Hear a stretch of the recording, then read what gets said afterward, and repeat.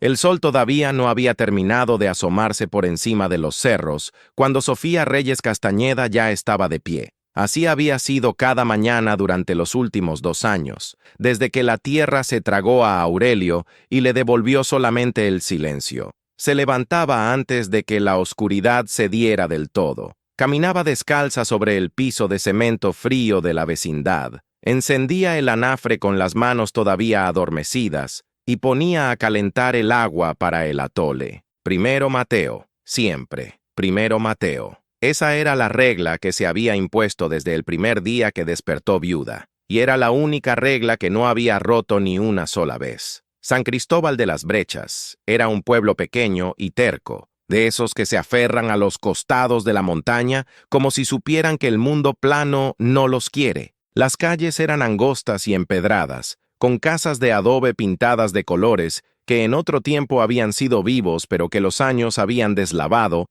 hasta dejarlos en tonos pastel desgastados, casi tristes. El mercado de los martes llenaba la plaza principal de voces, olores a chile tostado, flores recién cortadas y tela mojada, y era en ese mercado donde Sofía sostenía lo poco que tenía. Vendía ropa bordada que hacía de noche, después de que Mateo se dormía, con los ojos cansados y los dedos doloridos, pero con una puntada firme que no mentía. También lavaba ropa para 2 familias del pueblo, la de don Porfirio el boticario y la del maestro Ezequiel, y con lo que juntaba de todo eso pagaba la renta de su cuarto, compraba los frijoles, el maíz, el jabón. Lo que sobraba, que casi nunca era nada, lo guardaba en una lata de galletas debajo del catre. Mateo era un niño que parecía haber nacido ya sabiendo que la vida era seria. Tenía 5 años y unos ojos grandes y oscuros que miraban las cosas con una atención que desconcertaba a los adultos. No lloraba fácil, no hacía berrinches, no pedía lo que no había. Se sentaba en la puerta de la vecindad con su trapo viejo doblado en el regazo, que era lo más parecido a un juguete que tenía, y esperaba a su mamá con esa paciencia que los niños pobres aprenden demasiado pronto. Cuando Sofía volvía al mediodía, él corría a recibirla y le preguntaba si había comido, con la misma voz seria y el mismo gesto que Aurelio tenía cuando se preocupaba. Sofía siempre le decía que sí, aunque a veces no era verdad. La vecindad donde vivían era un conjunto de cuartos pequeños, alrededor de un patio con una sola pila de agua. Compartían el espacio con otras 3 familias: doña Refugio, una mujer mayor que vendía tamales desde las 5 de la mañana, los hermanos Gutiérrez que trabajaban en la construcción y llegaban llenos de polvo, y la señora Petra con sus 2 hijas adolescentes que cosían bolsas para un taller de la ciudad. Era gente buena, de esa que no hace preguntas, pero sí tiende la mano cuando hace falta. Doña Refugio le cuidaba a Mateo cuando Sofía tenía que ir lejos a entregar ropa, y a cambio Sofía le bordaba los manteles que la señora vendía en el mercado como propios, y las 2 hacían como si ese arreglo fuera perfectamente normal, aunque en el fondo las 2 sabían que era caridad disfrazada de trato. Aurelio había sido minero, como su padre y como el padre de su padre. En San Cristóbal, los hombres que no tenían tierras ni oficio particular terminaban en las minas de la región, que extraían oro y plata con métodos que no habían cambiado mucho en 100 años. Era un trabajo peligroso que todos sabían que era peligroso y que nadie mencionaba porque nombrar el peligro parecía invocarlo. Aurelio tenía 31 años cuando el techo de uno de los túneles cedió sin aviso. Dicen que no sufrió, que fue rápido, pero esas son cosas que la gente dice para no tener que imaginar lo otro. Sofía nunca preguntó los detalles. Recogió el cuerpo,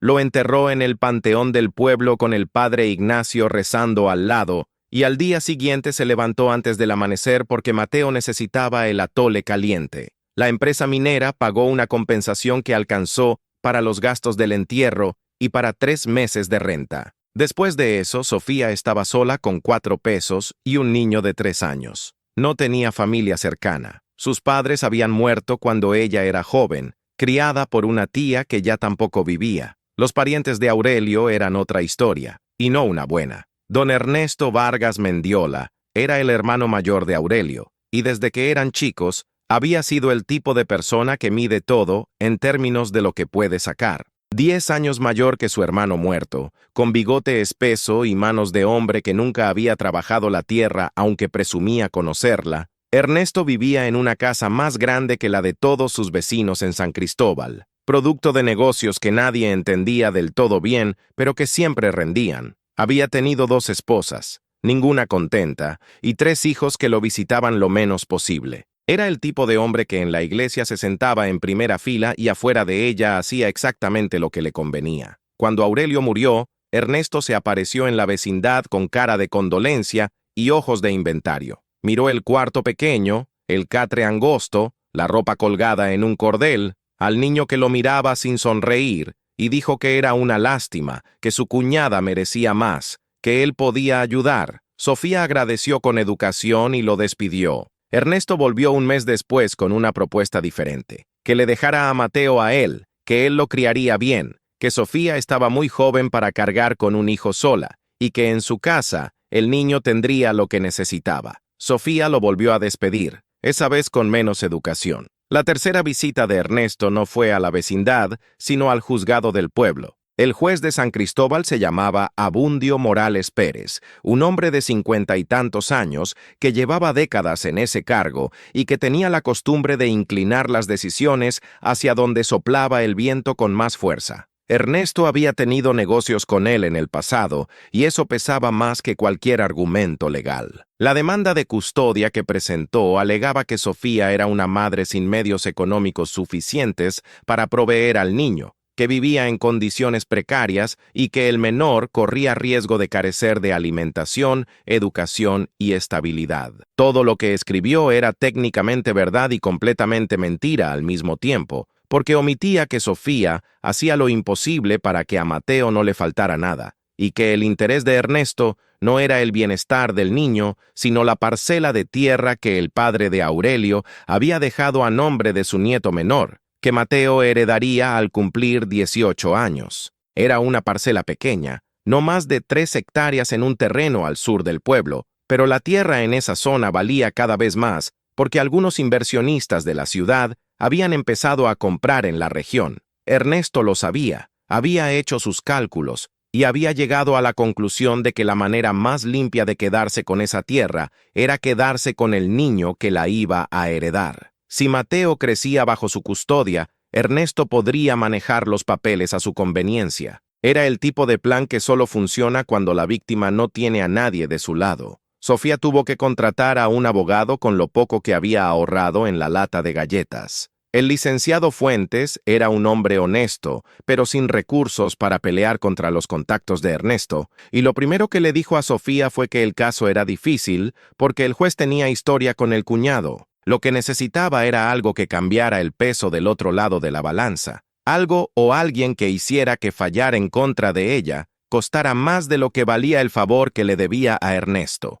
Sofía no tenía idea de dónde iba a conseguir eso. Siguió lavando ropa, siguió bordando de noche, siguió dejando a Mateo en la puerta con su trapo viejo mientras ella cargaba canastas pesadas por las calles empedradas de San Cristóbal. El martes de mercado en el que todo cambió empezó igual que todos los demás. Sofía había preparado su puesto desde temprano, acomodando los manteles bordados, las blusas con flores de colores vivos, los caminos de mesa con trabajo fino que le había costado semanas. Mateo estaba sentado en un banquito a su lado, sosteniendo su trapo, mirando pasar a la gente con esa expresión suya de niño que piensa demasiado. El sol de la mañana calentaba la plaza y el olor a comida recién hecha llegaba desde los puestos del fondo. Era un día normal. Era exactamente el tipo de día en que ocurren las cosas que cambian todo. El grupo de hombres a caballo entró a la plaza con la tranquilidad de quien sabe que tiene paso garantizado. Eran 5, bien vestidos, con las monturas limpias y los sombreros de calidad. Al frente iba un hombre de unos 30 y tantos años, alto en su silla, con la cara de alguien acostumbrado a mirar desde arriba, sin que eso le parezca un privilegio especial. Los que iban detrás hablaban entre ellos y no prestaban atención a los puestos del mercado ni a la gente que se apartaba para dejarlos pasar. Uno de ellos, el que iba a la derecha del grupo, era más descuidado que los demás con la distancia que guardaba, o quizá simplemente no estaba acostumbrado a andar entre mercados y no calculó bien. El caso es que su caballo pasó demasiado cerca del puesto de Sofía y el hombre, al doblar el animal, chocó con uno de los tablones y tiró al suelo la mitad de la ropa bordada. Sofía se agachó de inmediato a recoger, con ese reflejo automático de quien sabe que lo que se cae al suelo del mercado puede mancharse, arrugarse, perder el valor con el que se presenta. El hombre miró hacia abajo desde su caballo, vio la ropa en el suelo y se rió. No fue una risa de vergüenza ni de sorpresa. Fue la risa de alguien que no considera que el daño que acaba de causar requiera ninguna disculpa. Lo que pasó después, nadie en la plaza lo esperaba. Mateo, que había visto todo desde su banquito con sus ojos grandes y serios, se bajó del asiento, caminó los 3 pasos que lo separaban del caballo del hombre y se paró delante del animal con los brazos abiertos y la barbilla levantada. Tenía 5 años. Le llegaba apenas a la rodilla del jinete, pero lo miró directo y dijo con una voz que no temblaba ni un poco que el señor no le hablaba así a su mamá, que él la protegía. En la plaza hubo un segundo de silencio absoluto. El hombre en el caballo lo miró sin saber qué hacer con ese niño pequeño, plantado en medio del camino con más dignidad que la mayoría de los adultos presentes. Alguien en los puestos de enfrente contuvo la respiración. Sofía alzó la vista desde el suelo y sintió el corazón subírsele a la garganta, porque su hijo estaba parado frente a un caballo grande, con una calma que daba tanto miedo como orgullo. El hombre al frente del grupo, el que había estado callado hasta ese momento, detuvo su caballo, miró al niño, miró al hombre que se había reído, bajó de la montura con movimientos tranquilos, sin apuro, y caminó hacia el hombre que había tirado la ropa. Le dijo algo en voz baja que nadie en los puestos cercanos pudo escuchar del todo, pero el tono fue suficiente para que el hombre bajara la cabeza y el gesto de burla desapareciera de su cara. Luego, el mismo que había desmontado, se agachó y empezó a recoger la ropa del suelo, una prenda a la vez, con cuidado, sacudiéndole el polvo, doblándola como alguien que entiende que esa ropa vale algo aunque no cueste mucho. Se la entregó a Sofía, que ya estaba de pie, con las manos todavía sucias del polvo del suelo y los ojos húmedos que no quería dejar que se convirtieran en lágrimas, porque llorar en público era un lujo que no se podía permitir. Le dio las gracias con voz controlada. Él la miró. No fue una mirada de arriba abajo. No fue la mirada de quien estudia a alguien. Fue la mirada de quien reconoce algo. El agotamiento que cargaba en los ojos Sofía era un agotamiento que ese hombre conocía, aunque fuera de otra forma, aunque viniera de otro lugar. Preguntó su nombre. Ella se lo dijo. Él se presentó como Rodrigo Alvarado, señor de la Loma del Cóndor, y antes de que Sofía pudiera formarse una opinión completa sobre ese nombre y lo que implicaba, Mateo ya le estaba preguntando si ese era su caballo y si era verdad que los caballos reconocen a las personas buenas por el olor. Rodrigo lo miró un momento, y algo en su cara, que hasta ese instante había permanecido perfectamente neutral, cambió apenas un grado. Respondió que sí, que era su caballo, y que en cuanto a lo del olor, que era la primera vez que escuchaba esa teoría, pero que le parecía posible. Esa fue la primera conversación. Duró menos de 10 minutos. Después Rodrigo volvió a montar y el grupo siguió su camino, y Sofía se quedó en su puesto acomodando la ropa con manos que temblaban levemente, no de miedo sino de algo que no supo nombrar en ese momento. El padre Ignacio Castellanos era el sacerdote de San Cristóbal desde hacía más de 20 años y conocía la vida de cada familia del pueblo con la precisión de quien ha escuchado confesiones, bautizado niños, casado parejas y enterrado muertos durante 2 décadas. Era un hombre delgado de pelo blanco y lentes redondos que caminaba rápido a pesar de sus 62 años y que tenía la costumbre de saber lo que pasaba antes de que se lo contaran. Esa tarde, cuando Rodrigo Alvarado buscó al sacerdote en la iglesia, el padre ya sabía quién era el duque y ya sospechaba para qué quería hablar. Rodrigo le preguntó por la mujer del mercado, por la situación del niño, por lo que estaba pasando realmente detrás del juicio de custodia. El padre Ignacio le contó todo con la claridad de quien no tiene tiempo que perder en rodeos. La muerte de Aurelio, los 2 años de Sofía trabajando sola, la demanda de Ernesto, el juez comprado, la tierra que estaba en juego, el licenciado Fuentes haciendo lo que podía sin los recursos para cambiar el resultado. Le contó también que Sofía era una mujer de una honestidad que ya no abundaba, que nunca había pedido nada que no mereciera, que su única debilidad era que en este mundo la honestidad sin respaldo vale muy poco. El padre dijo todo esto mirando a Rodrigo a los ojos, porque en 20 años de sacerdocio había aprendido a leer las intenciones de los hombres mejor que los propios hombres. Rodrigo escuchó en silencio. Hizo 2 o 3 preguntas. Luego se quedó callado un momento mirando el altar, y el padre Ignacio tuvo la sensación de estar viendo a alguien que está calculando algo que va más allá de un simple acto de caridad. Se despidieron con un apretón de manos, y Rodrigo salió a la oscuridad de la noche sin decir a dónde iba. El padre se quedó en la iglesia un rato más, rezando o pensando, que a veces es lo mismo. Al día siguiente, Rodrigo Alvarado volvió a San Cristóbal de las Brechas. Esta vez no iba de paso. Sofía estaba en el patio de la vecindad tendiendo ropa cuando escuchó que alguien preguntaba por ella en la entrada. Doña Refugio, que tenía el instinto de las mujeres que han vivido mucho y observado más, asomó la cabeza al patio con una expresión que mezclaba curiosidad y advertencia, y le dijo en voz baja que había un hombre bien vestido preguntando por ella, que no era del pueblo, que había venido a caballo. Sofía se limpió las manos en el delantal, le dijo a Mateo que se quedara quieto con Doña Refugio, y salió a la entrada de la vecindad con la cautela de alguien que ha aprendido que las sorpresas raramente son buenas. Rodrigo estaba de pie junto a su caballo, sin los otros hombres que lo acompañaban el día anterior. Vestía de manera sencilla para lo que era, aunque la calidad de la ropa era evidente para cualquiera que supiera mirarlo. Tenía el sombrero en la mano y esperaba con la paciencia de alguien que no está acostumbrado a esperar, pero que ha decidido hacerlo de todas formas. Cuando Sofía apareció en la puerta, él inclinó la cabeza en un saludo breve y le dijo que necesitaba hablar con ella de algo importante, que si podía darle un momento. Sofía lo estudió un segundo. En San Cristóbal, los hombres poderosos que buscaban a las mujeres solas raramente venían con buenas intenciones, y ella había aprendido eso de la manera más dura posible con Ernesto. Pero algo en la actitud de Rodrigo no encajaba con esa categoría. No había insolencia en sus ojos, no había la sonrisa torcida de quien viene a proponer algo turbio. Había algo más parecido a la seriedad de quien ha pensado mucho antes de venir, y eso, aunque no era garantía de nada,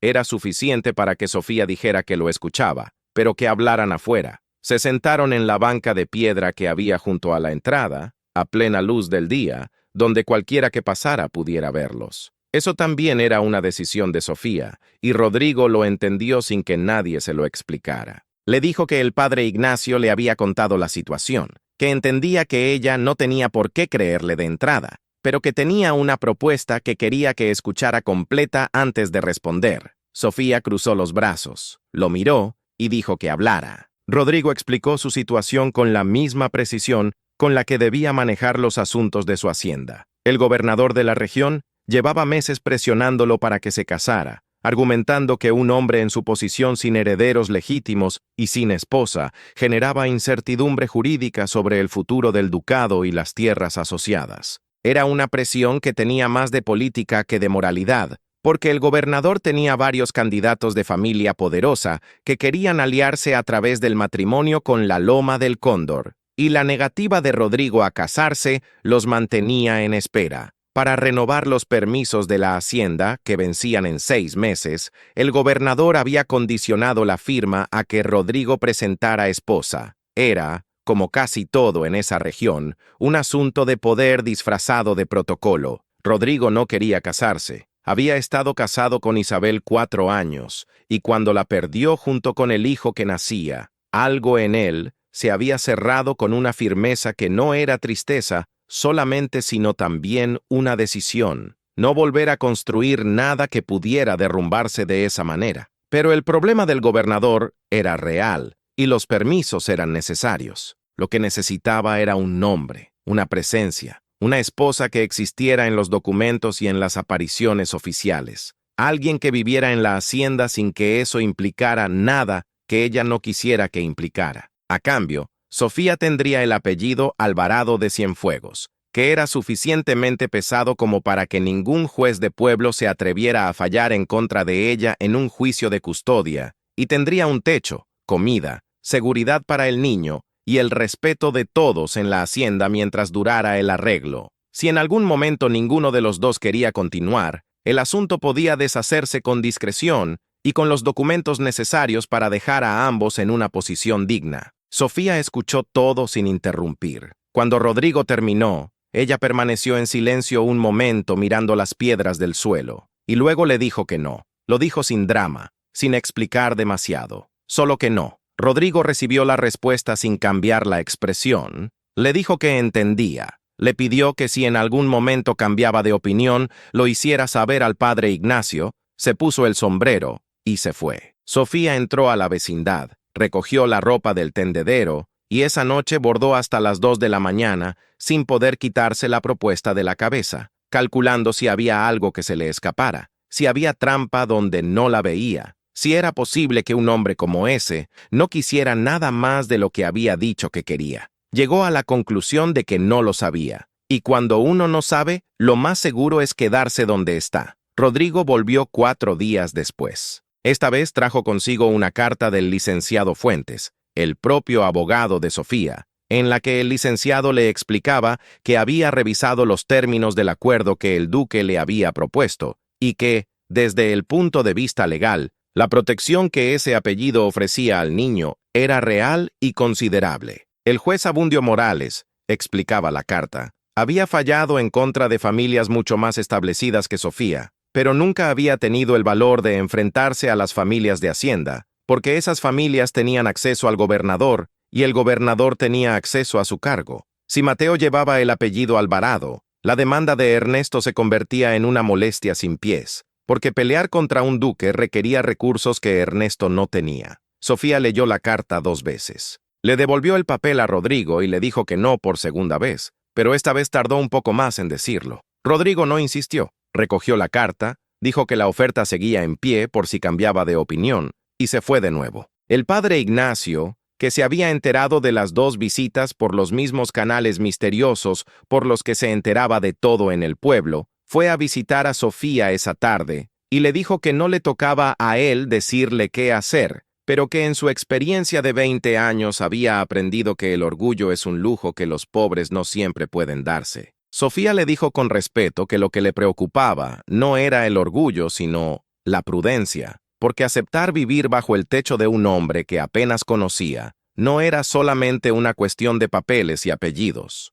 El padre la escuchó, asintió y no dijo más. La semana siguiente, el licenciado Fuentes fue a la vecindad con cara de quien trae malas noticias que no quiere dar. Se sentó en el banquito del patio, se quitó el sombrero y le explicó a Sofía que Ernesto había conseguido que el juez Abundio firmara un documento provisional ordenando que Mateo fuera entregado antes del viernes siguiente en calidad de medida cautelar mientras el juicio seguía su curso. El argumento era que existía riesgo inmediato para el bienestar del menor, dado que la madre no había podido demostrar solvencia económica suficiente. El licenciado dijo que podía apelar, pero que la apelación tardaría semanas y que para entonces el niño ya estaría en casa de Ernesto. Sofía escuchó todo eso con la misma cara que ponía cuando las cosas se ponían difíciles, que era una cara de piedra que no dejaba ver el interior. El licenciado terminó de hablar y se quedó esperando. Sofía preguntó cuántos días tenía.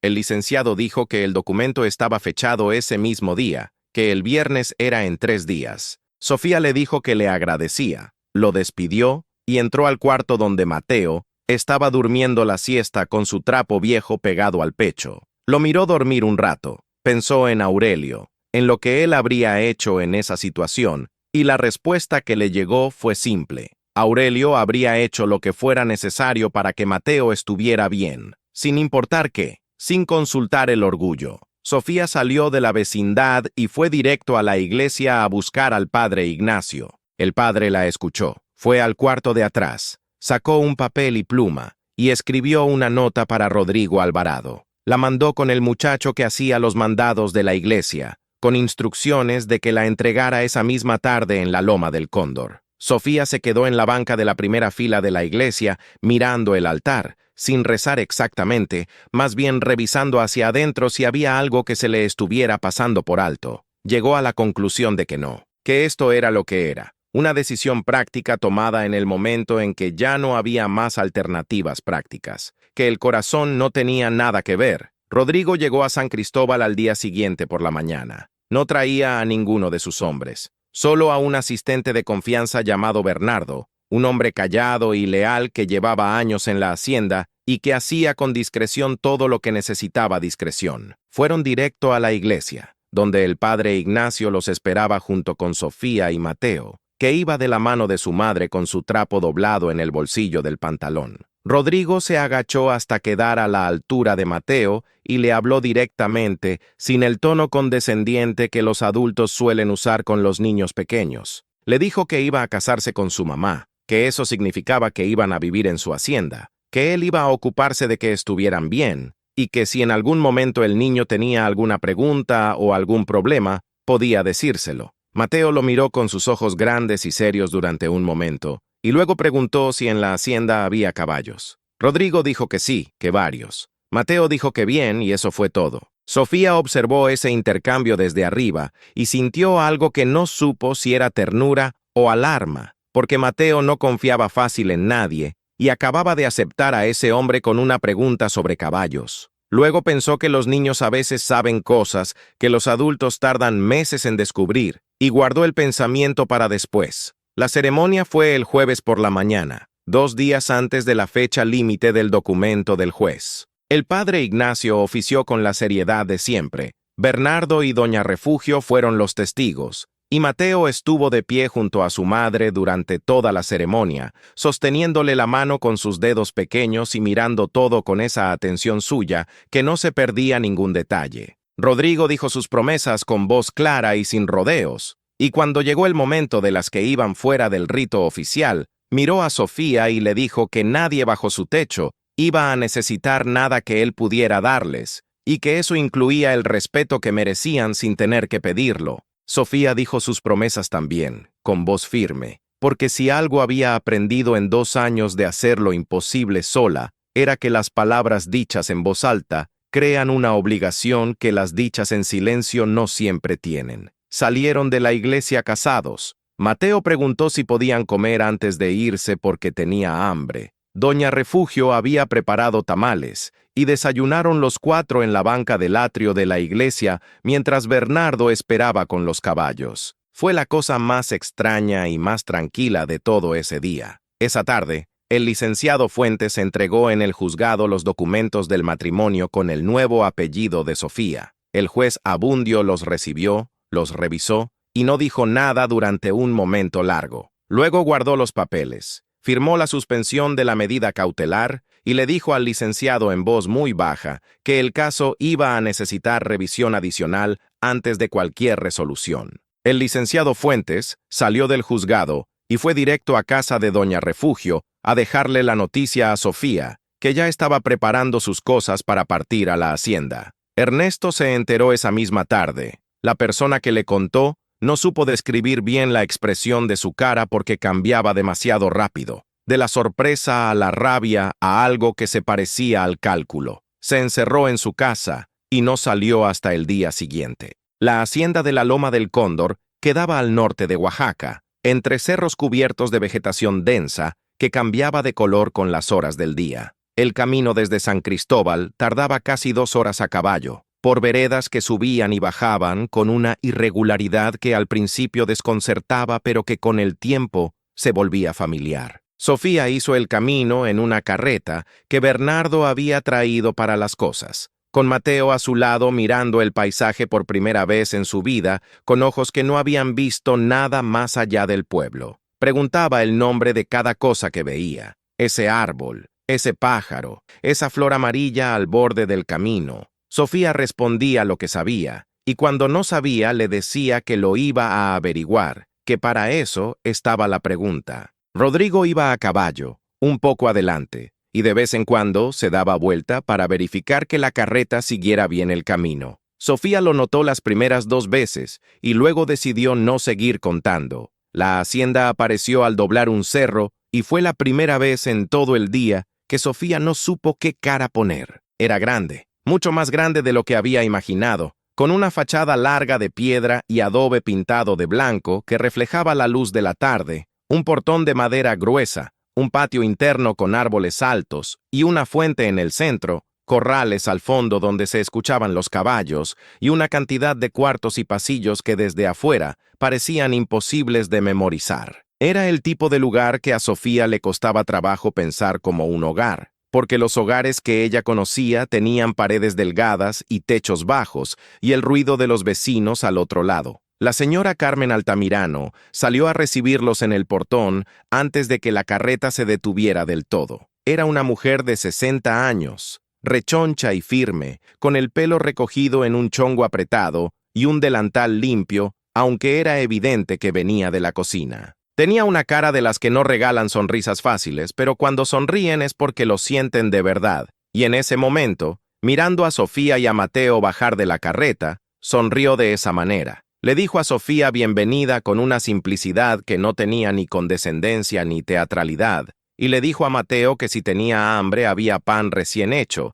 y que si quería ver los caballos mañana podía levantarse temprano, y ella lo llevaba. Mateo la miró un segundo y dijo que sí a las dos cosas. La señora Carmen le mostró a Sofía su cuarto, que era amplio y limpio, con una ventana que daba al patio interior y una cama que tenía más colchón que todo lo que Sofía había dormido en los últimos 2 años juntos. Al lado había un cuarto más pequeño para Mateo, con una cama con colcha bordada y un tapete de colores. Rodrigo había dado instrucciones de que ambos cuartos estuvieran listos, y la señora Carmen había ejecutado las instrucciones con la precisión de quien lleva décadas haciendo que una casa funcione. Le explicó a Sofía el funcionamiento de la hacienda, los horarios, quién hacía qué, dónde estaba cada cosa, con la calma de alguien que no necesita impresionar porque confía en que el trabajo habla por sí solo. Esa primera noche, después de cenar, Sofía se sentó en el cuarto de Mateo hasta que el niño se durmió. El niño preguntó,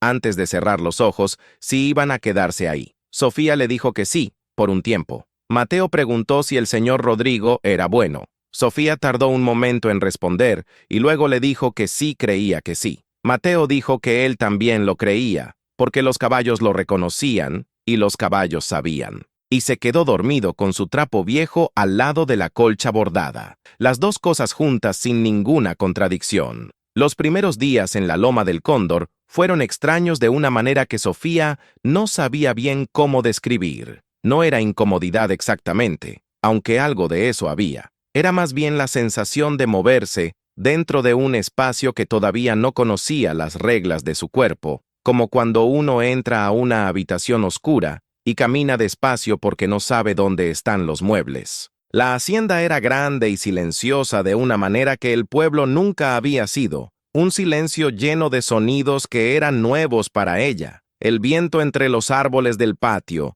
el ruido lejano de los caballos en los corrales, los pasos de la señora Carmen por los pasillos de piedra, el canto de pájaros que Sofía no sabía nombrar todavía. Rodrigo aparecía en el desayuno, comía con ellos. Respondía lo que le preguntaban con esa economía de palabra suya que al principio podía parecer frialdad, pero que Sofía fue aprendiendo a leer de otra manera, y luego salía a atender los asuntos de la hacienda que eran muchos y variados. Tenía trabajadores, tierras, ganado, compromisos con proveedores y con autoridades regionales, y todo eso requería su presencia y su atención durante la mayor parte del día. Sofía lo veía partir por la mañana y volver al atardecer, y en el tiempo intermedio la hacienda era suyo y de Mateo y de la señora Carmen. Al tercer día, llegaron materiales de costura. No fueron traídos de manera discreta, como si fueran una cosa sin importancia. Llegaron en una caja grande que Bernardo depositó en el corredor cerca del cuarto de Sofía, y adentro había hilos de todos los colores que Sofía usaba para bordar, agujas de varios tamaños, tijeras nuevas, tela de diferentes calidades, un bastidor de madera y un par de dedales. No había nota adentro, pero Sofía supo perfectamente de quién venía y por qué, porque la única persona que podía haber ordenado eso y que sabía que ella bordaba era Rodrigo, y la razón era que él había entendido, sin que nadie se lo dijera, que trabajar era la manera en que Sofía se mantenía entera. Esa noche en la cena le dio las gracias. Rodrigo le dijo que no tenía que agradecer, que si quería seguir trabajando en la hacienda, había espacio para eso, y si quería vender en el mercado de algún pueblo cercano, también se podía arreglar. Lo dijo como si fuera un asunto administrativo, sin el tono de quien hace un favor importante. Y Sofía aprendió en ese momento que así era como ese hombre daba las cosas, sin anunciarlas, sin esperar reconocimiento, como si proveer lo que la gente necesita fuera simplemente lo que corresponde hacer. Al cuarto día llegó la maestra. Se llamaba Dolores Vázquez. Era una mujer de unos 40 años de un pueblo cercano, y venía 3 veces por semana a enseñarle a Mateo a leer y a contar. Rodrigo lo había arreglado sin consultar, lo cual en otro contexto podría haber molestado a Sofía, pero la manera en que lo hizo, que fue simplemente presentarle a la señora Dolores en el desayuno y decirle que si le parecía bien, ella podría empezar esa misma mañana, dejaba claro que la decisión final seguía siendo de Sofía. Ella dijo que le parecía bien. Mateo miró a la señora Dolores con sus ojos de siempre y le preguntó si iba a enseñarle también a escribir. La maestra le dijo que sí. Mateo dijo que bien, que había muchas cosas que quería escribir. La señora Carmen se convirtió en la brújula de Sofía dentro de la hacienda. No lo hizo de golpe ni con ningún anuncio, sino de la manera en que las personas que tienen oficio se vuelven indispensables, siendo útil en el momento exacto en que se necesita. Le explicó dónde guardaban las cosas, cómo funcionaba la cocina, qué le gustaba comer a Rodrigo y qué no toleraba, cómo tratar a cada uno de los trabajadores de la hacienda según su carácter particular. Lo hacía mientras trabajaban juntas en la cocina o en el patio, con la naturalidad de quien comparte información entre iguales, sin el tono de quien instruye a una inferior. Una tarde, mientras pelaban chiles para la salsa de la cena, la señora Carmen le contó que llevaba en la Loma del Cóndor desde antes de que Rodrigo naciera. Había conocido a su madre, a su padre, había visto crecer al duque desde niño y lo había visto convertirse en el hombre que era. Le contó que Isabel, la primera esposa, había sido buena mujer, tranquila, de familia respetable, y que la habían querido en la hacienda, que la muerte del parto había sido algo que nadie esperaba, que había ido muy rápido y que cuando todo terminó Rodrigo había salido al patio y se había quedado ahí parado bajo la lluvia durante un tiempo que nadie se atrevió a interrumpir, que desde ese día no había vuelto a reír ni una sola vez, que la hacienda funcionaba perfectamente porque él se ocupaba de que así fuera, pero que una cosa es que algo funcione y otra cosa muy distinta es que esté vivo. Sofía escuchó todo eso pelando chiles, sin hacer preguntas que no le correspondían, y guardó lo que la señora Carmen le contaba en el mismo lugar donde guardaba las cosas que necesitaba entender, pero que todavía no era el momento de usar. Lo que nadie había calculado, ni Rodrigo ni Sofía, ni siquiera la señora Carmen, que calculaba casi todo, era Mateo. El niño comenzó a seguir a Rodrigo desde el 5.º día. No lo hizo con permiso ni con explicación. Simplemente empezó a aparecer donde Rodrigo estaba, con esa determinación silenciosa que era su manera de hacer las cosas. La primera vez, Rodrigo estaba revisando el estado de la cerca del Corral Sur, y Mateo apareció a su lado con las manos en los bolsillos y le preguntó por qué la cerca tenía que ser de ese tamaño y no más alta o más baja. Rodrigo lo miró. Respondió que la altura era para que los caballos no saltaran, pero pudieran ver el campo abierto, porque los caballos necesitan ver el horizonte o se ponen nerviosos. Mateo consideró eso un momento y dijo que él también se ponía nervioso cuando no podía ver bien qué había adelante. Rodrigo no respondió nada a eso, pero se quedó un segundo más de lo necesario mirando al niño antes de seguir con la inspección. La segunda vez, Rodrigo estaba hablando con uno de los trabajadores sobre el estado del maíz del campo norte, y Mateo apareció caminando por el surco de en medio, mirando las plantas con la misma atención con la que miraba todo. Preguntó si el maíz sentía el frío. El trabajador se rió. Rodrigo dijo que sí, que todas las plantas sienten los cambios en la temperatura y responden a ellos aunque no lo puedan decir en palabras. Mateo preguntó cómo sabía uno que la planta estaba respondiendo. Rodrigo se agachó, tomó una hoja entre los dedos, le mostró el color, la textura, le explicó qué significaba cada señal. Tardaron en esa conversación más tiempo del que Rodrigo había planeado pasar en ese campo. Para el final de la primera semana, Mateo seguía a Rodrigo todas las mañanas como si fuera parte del recorrido de la hacienda. con la misma naturalidad con la que el perro viejo de la hacienda, un animal café y tranquilo que se llamaba Temporal, seguía a los trabajadores al campo. Rodrigo no lo invitaba y no lo desalentaba. Respondía a las preguntas, que eran muchas, y venían de todos lados, y a veces lo agarraban en mitad de un pensamiento y lo obligaban a reformularlo para volverlo explicable a un niño de 5 años, lo cual no era siempre fácil, pero era siempre interesante. Sofía los observaba desde lejos. Era algo que hacía sin que ninguno de los dos lo notara, o por lo menos sin que lo mencionaran. Los veía caminar juntos por el patio, veía a Rodrigo agacharse para mostrarle algo al niño, veía a Mateo escuchar con esa atención total que tenía cuando algo le interesaba de verdad. Y sentía algo que no quería nombrar todavía, porque nombrarlo demasiado pronto era un riesgo que no podía darse el lujo de correr. Al mes de estar en la hacienda, Rodrigo le enseñó a Mateo a montar. No fue una decisión anunciada. Una mañana, simplemente, le dijo al niño que si quería, podían ir al corral, y Mateo dijo que sí con tanta velocidad que casi tropezó corriendo hacia la puerta. Sofía fue con ellos, porque no tenía intención de perderse eso. Rodrigo eligió una yegua pequeña y tranquila que se llamaba Niebla, de color gris claro, y la sacó al patio con movimientos lentos para que el animal y el niño se fueran conociendo antes de cualquier otra cosa. Le explicó a Mateo que primero tenía que dejar que Niebla lo oliera, que se acercara despacio sin gestos bruscos, que le hablara aunque fuera en voz baja, porque las yeguas entienden el tono aunque no las palabras. Mateo se acercó a Niebla con una calma que sorprendió a todos, incluida probablemente a la yegua. Le habló en voz muy baja, con palabras que Sofía, desde donde estaba, no alcanzó a escuchar, y el animal bajó la cabeza y lo dejó poner la mano pequeña en su hocico. La señora Carmen, que había venido a mirar desde la puerta de la cocina con los brazos cruzados, soltó un sonido que podría haber sido un suspiro o podría haber sido otra cosa. Sofía apretó los labios para no sonreír demasiado. Rodrigo levantó a Mateo y lo subió a la silla con cuidado. Le acomodó los pies en los estribos, le explicó cómo tenía que repartir el peso, cómo agarrar las riendas sin jalarlas, cómo pedirle a Niebla que avanzara con una presión suave de los talones. Mateo escuchó todo, asintió, y cuando Rodrigo le preguntó si estaba listo, dijo que sí sin ningún titubeo.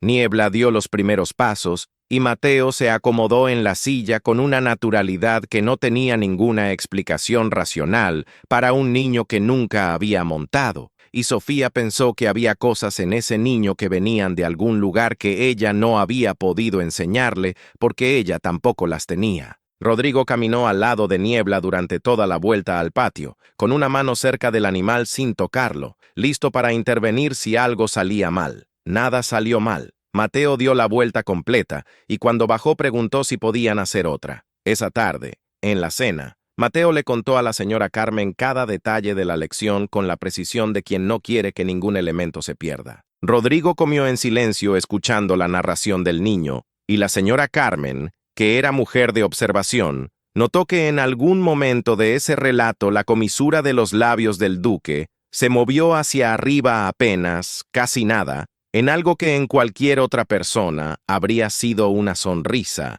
y en él era lo más parecido a una sonrisa que había ocurrido en esa mesa en 4 años. Luego la señora Carmen miró a Sofía para ver si ella también lo había notado, y Sofía estaba mirando su plato con una atención exagerada a los frijoles, lo cual era respuesta suficiente. Los 3 meses siguientes fueron hechos de cosas pequeñas que se acumulaban sin hacer ruido. Rodrigo empezó a contar historias antes de dormir porque Mateo se lo pidió una noche con esa simplicidad suya que no dejaba espacio para el no. Las primeras veces las historias eran cortas y un poco torpes, del tipo de historias que cuenta alguien que no tiene práctica contando, donde los personajes hacen cosas sin demasiada razón, y el final llega antes de que uno esté listo. Pero Mateo le hacía preguntas durante la narración, que para qué lo hizo, que qué sentía el personaje cuando pasó eso, que si el caballo también tenía miedo, y poco a poco las historias fueron adquiriendo más cuerpo,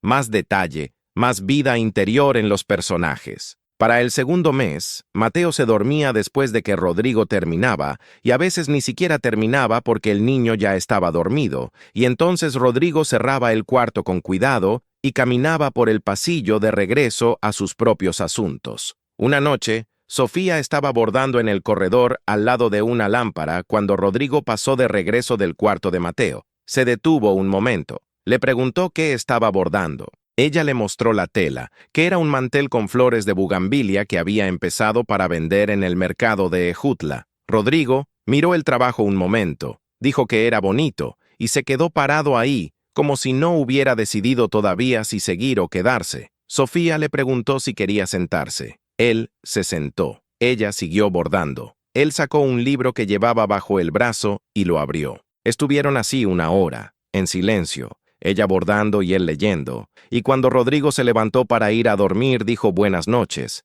y ella respondió buenas noches, y ninguno de los dos dijo nada más, pero los dos sabían que algo había cambiado en el peso de ese silencio. Eso se volvió una costumbre. Todas las noches después de las historias de Mateo, Rodrigo pasaba por el corredor y si Sofía estaba bordando se sentaba y sacaba su libro. A veces hablaban de cosas pequeñas, el estado del campo, el precio de la tela en el mercado de Ejutla, algo que Mateo había dicho ese día que merecía ser repetido. Otras noches no hablaban nada. La señora Carmen, que no dormía temprano y que pasaba por el corredor con cualquier pretexto, los veía ahí sentados y se iba a la cocina a preparar atole que nadie le había pedido y que llegaba en 2 tazas sin que nadie preguntara cómo había sabido que lo necesitaban. Sofía escribió una carta al licenciado Fuentes en el segundo mes para preguntar cómo iba el juicio. El licenciado le respondió que desde que los documentos del matrimonio se habían entregado al juzgado,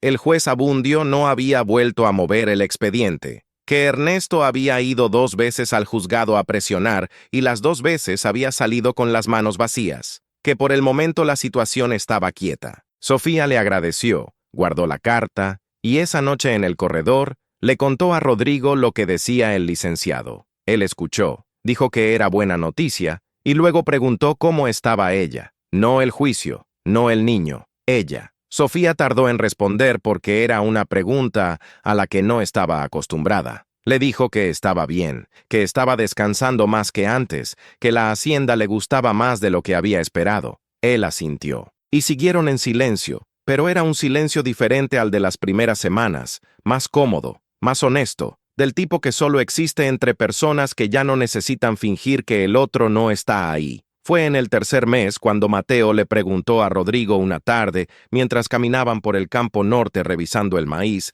si podía llamarle papá. No lo dijo de golpe, sino al final de una conversación sobre las raíces de las plantas y cómo crecen hacia donde encuentran el agua. Y la pregunta salió con la misma naturalidad con la que había salido todo lo que Mateo decía, sin drama, sin preparación, como si fuera simplemente la siguiente cosa lógica que correspondía decir. Rodrigo se detuvo, miró al niño. Mateo lo miraba de regreso con sus ojos grandes y serios, sin ninguna ansiedad visible, como quien pregunta algo que ya sabe la respuesta y solo está verificando. Rodrigo se agachó hasta quedar a su altura y le dijo que podía llamarle como quisiera, que cualquier nombre que él eligiera estaba bien. Mateo dijo que entonces papá, porque era más corto que señor Rodrigo, y además ya lo sentía así. Rodrigo no dijo nada durante un momento. Luego puso una mano sobre el hombro del niño, apretó suave, y le dijo que a él también le parecía bien así.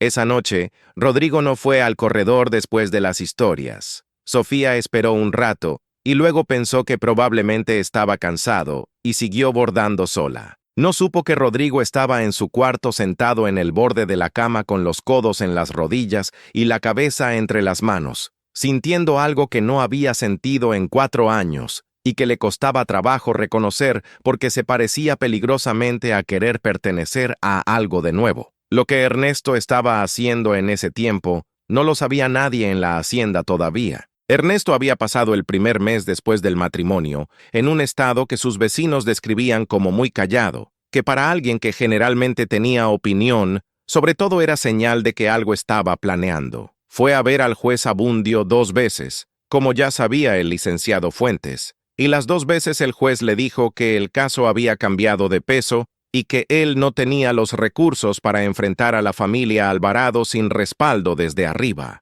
Ernesto entendió que el juez estaba fuera de su alcance útil y lo desechó de sus planes. Necesitaba otra entrada, otro ángulo, algo que no dependiera del juzgado local. Lo que encontró fue más sucio y más directo. Contactó a 2 hombres que hacían trabajos de ese tipo en la región, hombres que no preguntaban demasiado y que no dejaban huella evidente. Les dio instrucciones precisas: entrar a la Loma del Cóndor en un momento de descuido, llegar a la oficina de Rodrigo donde guardaba los documentos importantes y buscar cualquier papel que indicara que el matrimonio había sido un arreglo convenido y no una unión real. Correspondencia, contratos, cualquier cosa escrita que mostrara el acuerdo original. Con eso, Ernesto planeaba ir directamente al gobernador y presentar el caso de que el matrimonio era fraudulento, lo cual invalidaría la protección legal sobre Mateo y devolvería el caso de custodia a donde estaba antes. También fue a ver a la señora Carmen.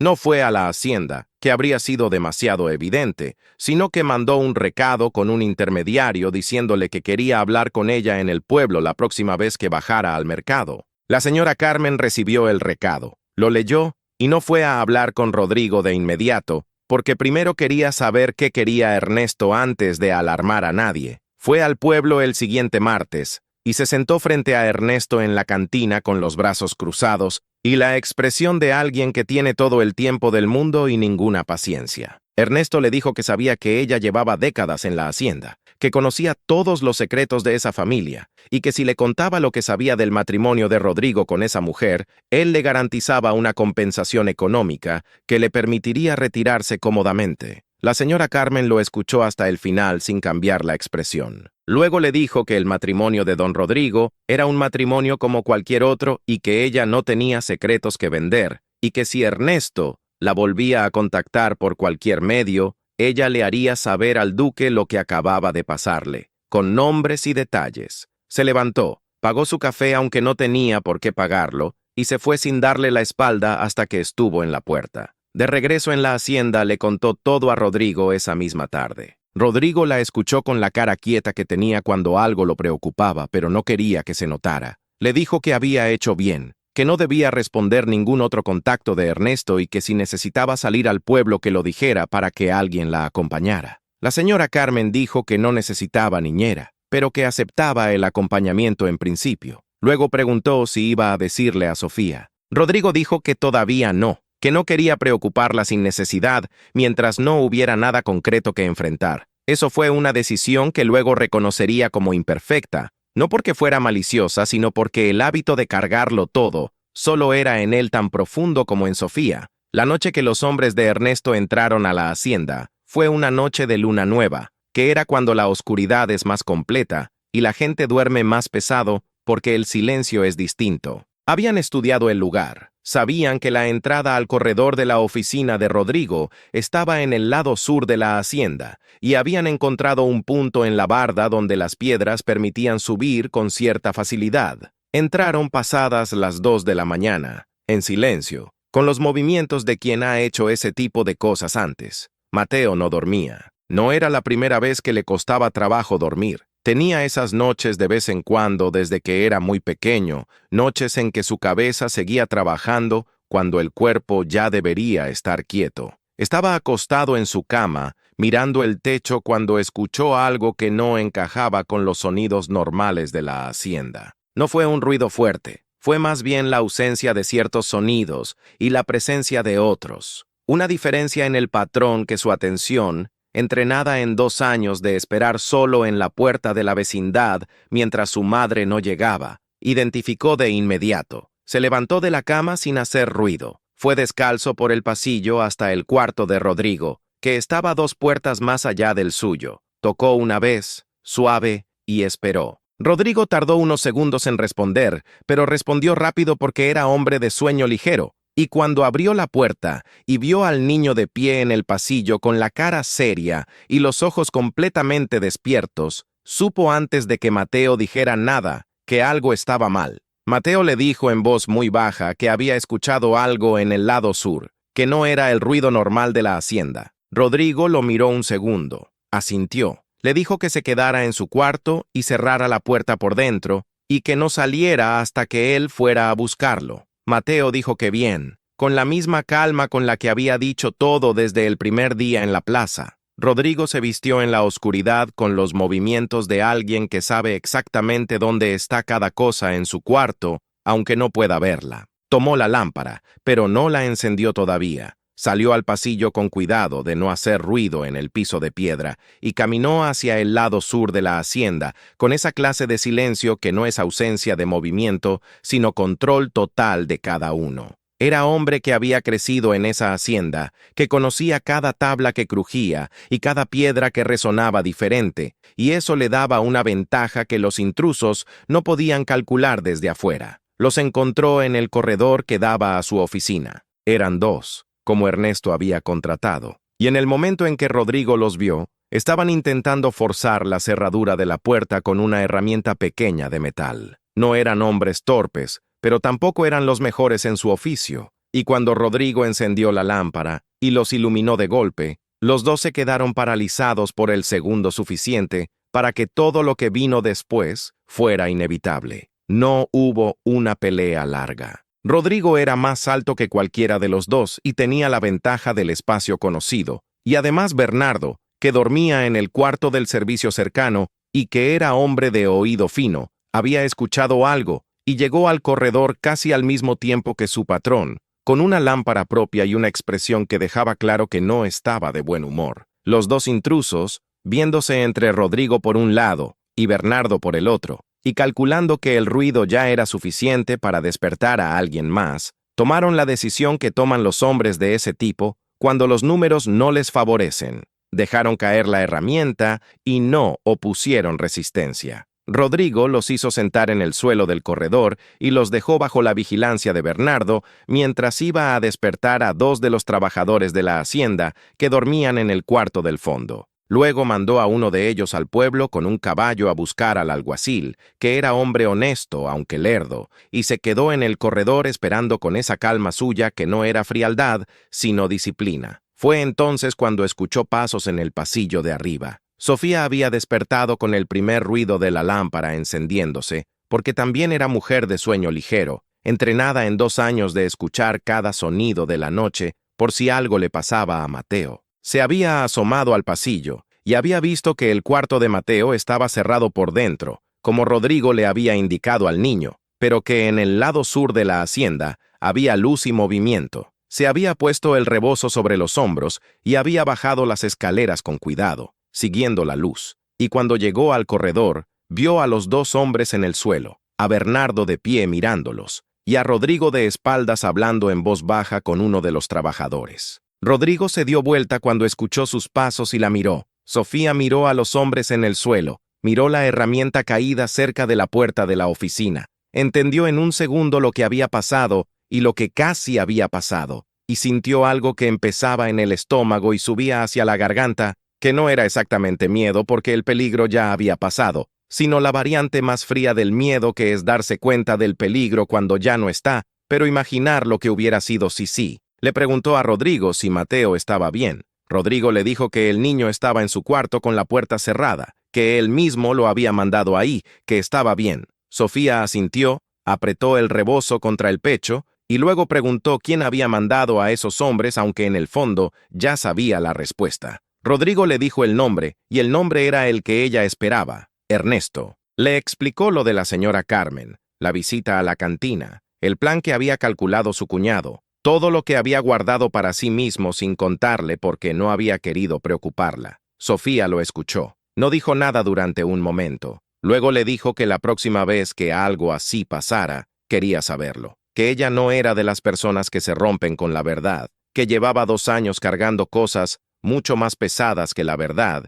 y había seguido de pie. Rodrigo la miró y le dijo que tenía razón, y lo dijo de una manera que no era solo educación, era reconocimiento genuino, y eso a Sofía le importó más que la disculpa. El alguacil llegó al amanecer con un ayudante, recogió a los 2 hombres, tomó declaración de Rodrigo y de Bernardo, y se los llevó al pueblo. Rodrigo les dijo a los dos intrusos antes de que se fueran que si querían reducir su situación, les convenía decir exactamente quién los había contratado y para qué, y que podía garantizar que el juez que los procesaría no era el juez Abundio, porque ese asunto ya no era de jurisdicción local. Los dos hombres, que habían pasado la noche en el suelo frío del corredor y que no tenían ninguna lealtad particular a Ernesto, más allá del dinero que ya no iban a cobrar, dijeron lo que sabían. Cuando todo eso terminó y el sol ya estaba completamente arriba, Rodrigo fue al cuarto de Mateo. El niño tenía la puerta cerrada desde adentro, como le habían dicho, y cuando Rodrigo tocó y preguntó si podía pasar, Mateo abrió de inmediato. Estaba sentado en su cama con su trapo viejo en el regazo, completamente vestido, porque había decidido que si algo pasaba afuera, era mejor estar listo. Miró a Rodrigo con sus ojos de siempre y le preguntó si ya estaba todo bien. Rodrigo le dijo que sí, que había sido un problema que ya estaba resuelto y que había hecho bien en avisarle. Mateo dijo que había escuchado que los sonidos no eran los correctos, que uno aprende a saber cuáles son los sonidos que corresponden al lugar donde vive y cuáles no. Rodrigo le dijo que eso era una observación muy inteligente. Mateo dijo que lo había aprendido en la vecindad, que ahí también había que saber qué sonidos significaban qué. Rodrigo se quedó en silencio un momento procesando eso, que ese niño de 5 años había aprendido a leer el peligro por los sonidos, porque había vivido en un lugar donde ese era un conocimiento necesario, y sintió algo que no era exactamente culpa porque él no había causado eso,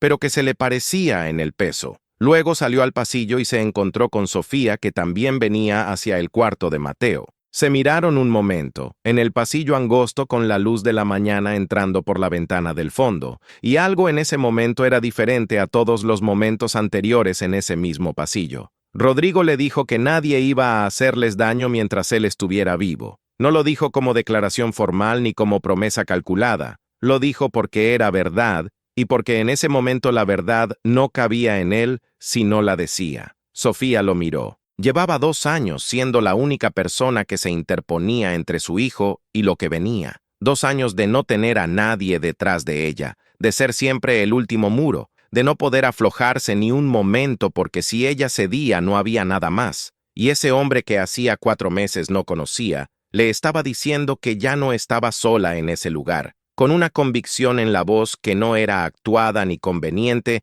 ni parte de ningún acuerdo. Era simplemente lo que sentía. Algo se rompió en Sofía de una manera que no duele, sino que alivia, que es la ruptura de algo que había estado sostenido demasiado tiempo, con demasiada tensión. Las lágrimas llegaron sin que ella las llamara y sin que pudiera detenerlas. No eran lágrimas de miedo, sino de algo que se suelta cuando por fin puede soltarse, y antes de que ella pudiera decidir si era conveniente o no, Rodrigo la abrazó. No fue un abrazo preguntado ni anunciado, fue el abrazo de alguien que ve que otra persona necesita un lugar donde poner el peso y lo ofrece sin hacer un asunto de ello. La abrazó y no la soltó hasta que dejó de temblar, que tardó un rato porque el temblor no era del cuerpo, sino de algo más adentro que el cuerpo. Mateo, desde su cuarto con la puerta entreabierta, los vio un momento y luego se volvió a sentar en su cama con su trapo en el regazo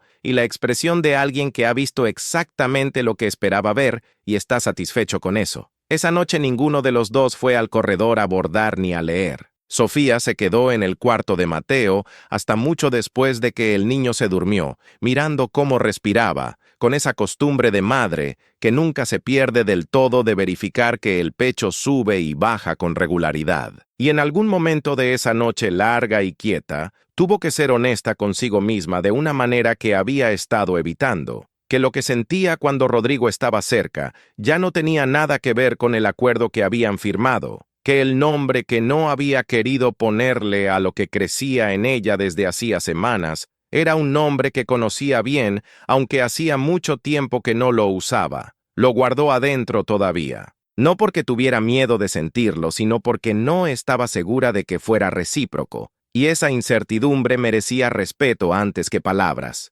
Rodrigo, por su parte, pasó esa noche en su oficina, revisando documentos con la lámpara encendida hasta muy tarde, que era lo que hacía cuando necesitaba pensar en algo sin pensar directamente en eso. Repasó contratos, revisó cuentas, organizó papeles que ya estaban organizados, y en algún momento entre las 11 y la medianoche dejó de mirar los papeles y se quedó mirando la pared con la pluma todavía en la mano, pensando en el peso de esa mujer entre sus brazos y en cómo ese peso se había sentido exactamente como algo que debía estar ahí. Fue la señora Carmen la que lo dijo primero, aunque no se lo dijo a ninguno de los dos. Se lo dijo a Temporal, el perro viejo de la hacienda, mientras le daba de comer en la cocina al día siguiente por la mañana, como hacía cada mañana. Le dijo al perro que esos dos estaban tardando mucho en darse cuenta de algo que era obvio para cualquiera que tuviera ojos, y que a ver si el asunto de los intrusos les había servido de algo o iban a seguir dando vueltas alrededor de lo mismo sin llegar al centro. El perro la miró con sus ojos tranquilos y siguió comiendo, que era toda la respuesta que la señora Carmen necesitaba. Lo que vino después fue Ernesto, que no se detuvo con el fracaso de los dos hombres, sino que lo usó como información. Si el plan directo no funcionaba, necesitaba ir más arriba. Ernesto conocía al secretario del gobernador por un negocio de años atrás, una conexión que no era de amistad, sino del tipo que se sostiene en que ambas partes tienen algo que el otro necesita. Fue a verlo a la ciudad, le pagó el viaje y la comida y algo más que no quedó registrado en ningún papel, y le presentó una estrategia que en el papel sonaba más limpia que mandar hombres a robar documentos. Lo que Ernesto propuso era esto: presentar ante el gobernador un documento que mostrara que el matrimonio entre Rodrigo Alvarado y Sofía Reyes había sido un arreglo pagado, que Sofía era una mujer de reputación cuestionable que había buscado al duque por interés económico, y que el matrimonio, por lo tanto,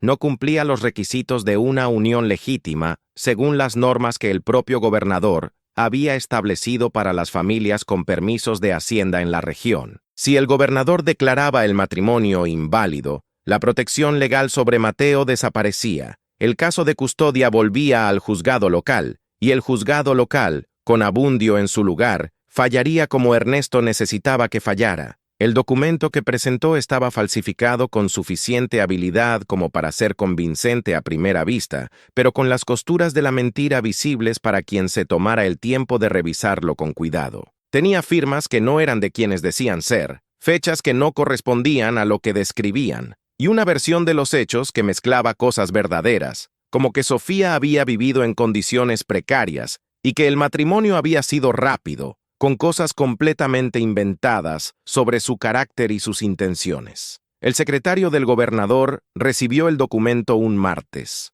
El gobernador lo revisó el miércoles por la mañana y mandó un mensajero a la Loma del Cóndor el mismo miércoles por la tarde, con una nota dirigida a Rodrigo Alvarado, solicitando su presencia en la capital para clarificar la situación a más tardar el viernes. Rodrigo recibió la nota el jueves por la mañana, la leyó, la dobló, la guardó en el bolsillo y salió a encontrar a la señora Carmen. Le pidió que se ocupara de la hacienda y de Sofía y del niño mientras él estaba fuera, que no esperaba tardar más de un día, 2 en el peor de los casos. La señora Carmen le preguntó qué pasaba. Rodrigo le dijo lo esencial sin todos los detalles, que Ernesto había hecho un movimiento nuevo y que él iba a resolverlo antes de que llegara a afectar a nadie más en la hacienda. La señora Carmen le preguntó si iba a decirle a Sofía. Rodrigo dudó un segundo, y en ese segundo la señora Carmen ya supo la respuesta, y ya supo que era la respuesta equivocada. Pero no lo dijo porque había cosas que cada persona tiene que aprender por su propio camino. Rodrigo se fue al amanecer del jueves con Bernardo y con el padre Ignacio,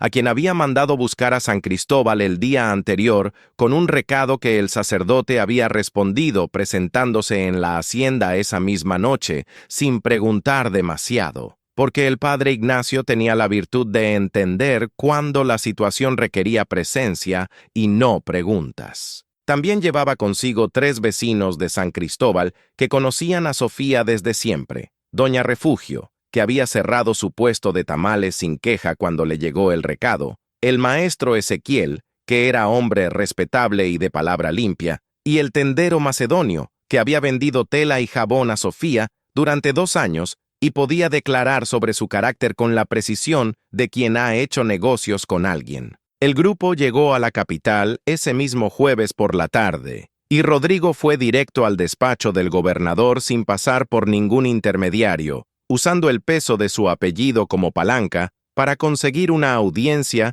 que de otra manera hubiera tardado días en tramitarse. El gobernador lo recibió esa tarde, revisó los documentos que Ernesto había presentado y escuchó a Rodrigo con la atención de quien sabe que está en medio de algo que tiene más capas de lo que parece en la superficie. Rodrigo no habló de amor ni de sentimientos, habló de hechos, con la precisión y la calma de alguien que lleva toda la vida administrando cosas complejas. Presentó el certificado de matrimonio firmado por el padre Ignacio, que estaba presente para corroborar. Presentó el testimonio del licenciado Fuentes sobre el juicio de custodia y las motivaciones de Ernesto. Presentó las declaraciones de doña Refugio, del maestro Ezequiel, del tendero macedonio, cada uno diciendo con sus propias palabras quién era Sofía Reyes, cómo había vivido, con qué dignidad había llevado 2 años imposibles, qué clase de madre era, qué clase de persona. Luego presentó los documentos que su propio abogado había preparado sobre la falsificación de las firmas en el papel de Ernesto, con las pruebas técnicas de que las fechas no correspondían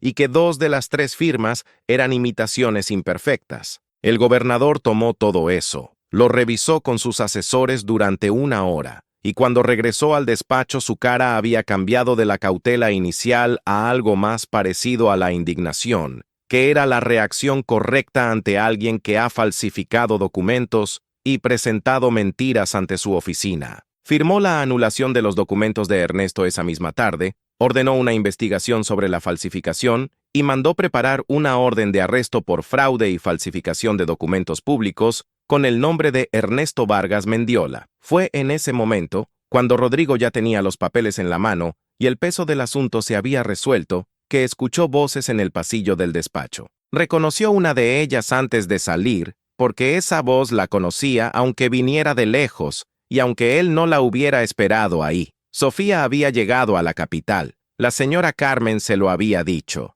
no con instrucciones sino con información, porque la señora Carmen era mujer que entendía la diferencia entre las dos cosas. Le había dicho a Sofía esa misma mañana del jueves que Rodrigo había partido al amanecer hacia la capital con el padre Ignacio y varios testigos, que tenía que ver con Ernesto y con el gobernador, y que había dicho que regresaría en 1 o 2 días. Sofía había escuchado eso con la cara quieta que ponía cuando estaba procesando algo que le importaba. Luego había preguntado a qué hora salía la primera carreta al camino principal. La señora Carmen le había dicho la hora. Sofía había ido a preparar a Mateo. Llegaron a la capital después del mediodía. Sofía y Mateo en una carreta de alquiler que Sofía había pagado con el dinero de los bordados que guardaba en la bolsa de tela que cargaba siempre. No sabía exactamente a dónde ir, pero sabía que en una capital el despacho del gobernador no es difícil de encontrar si uno pregunta con suficiente determinación,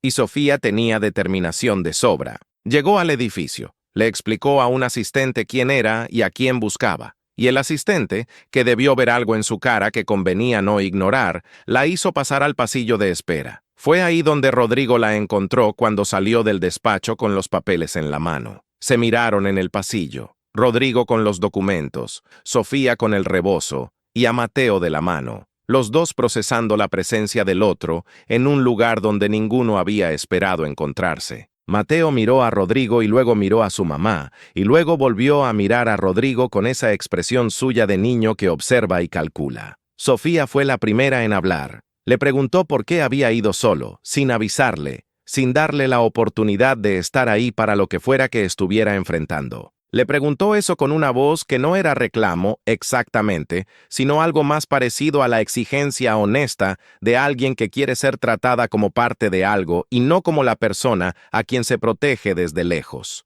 Rodrigo la miró un momento, con los papeles todavía en la mano y la expresión de quien está eligiendo las palabras correctas de entre las que tiene disponibles. Luego le dijo que lo había hecho porque ese niño le había enseñado el primer día, en la plaza del mercado de San Cristóbal, que proteger a quien uno ama no se piensa 2 veces. El pasillo del despacho del gobernador no era un lugar especialmente silencioso. Había gente caminando, voces al fondo, una puerta que se abría y se cerraba. Pero en el segundo después de que Rodrigo dijo eso, Sofía no escuchó nada de eso. Escuchó solamente lo que estaba entre las palabras de él, lo que no había dicho explícitamente pero que estaba ahí con tanta claridad como si lo hubiera escrito en un papel y firmado. A quien uno ama. Sofía entendió en ese momento todas las cosas que ese hombre no había dicho con palabras durante 4 meses, todos los gestos y los silencios, y las noches en el corredor, y la mano en el hombro de Mateo,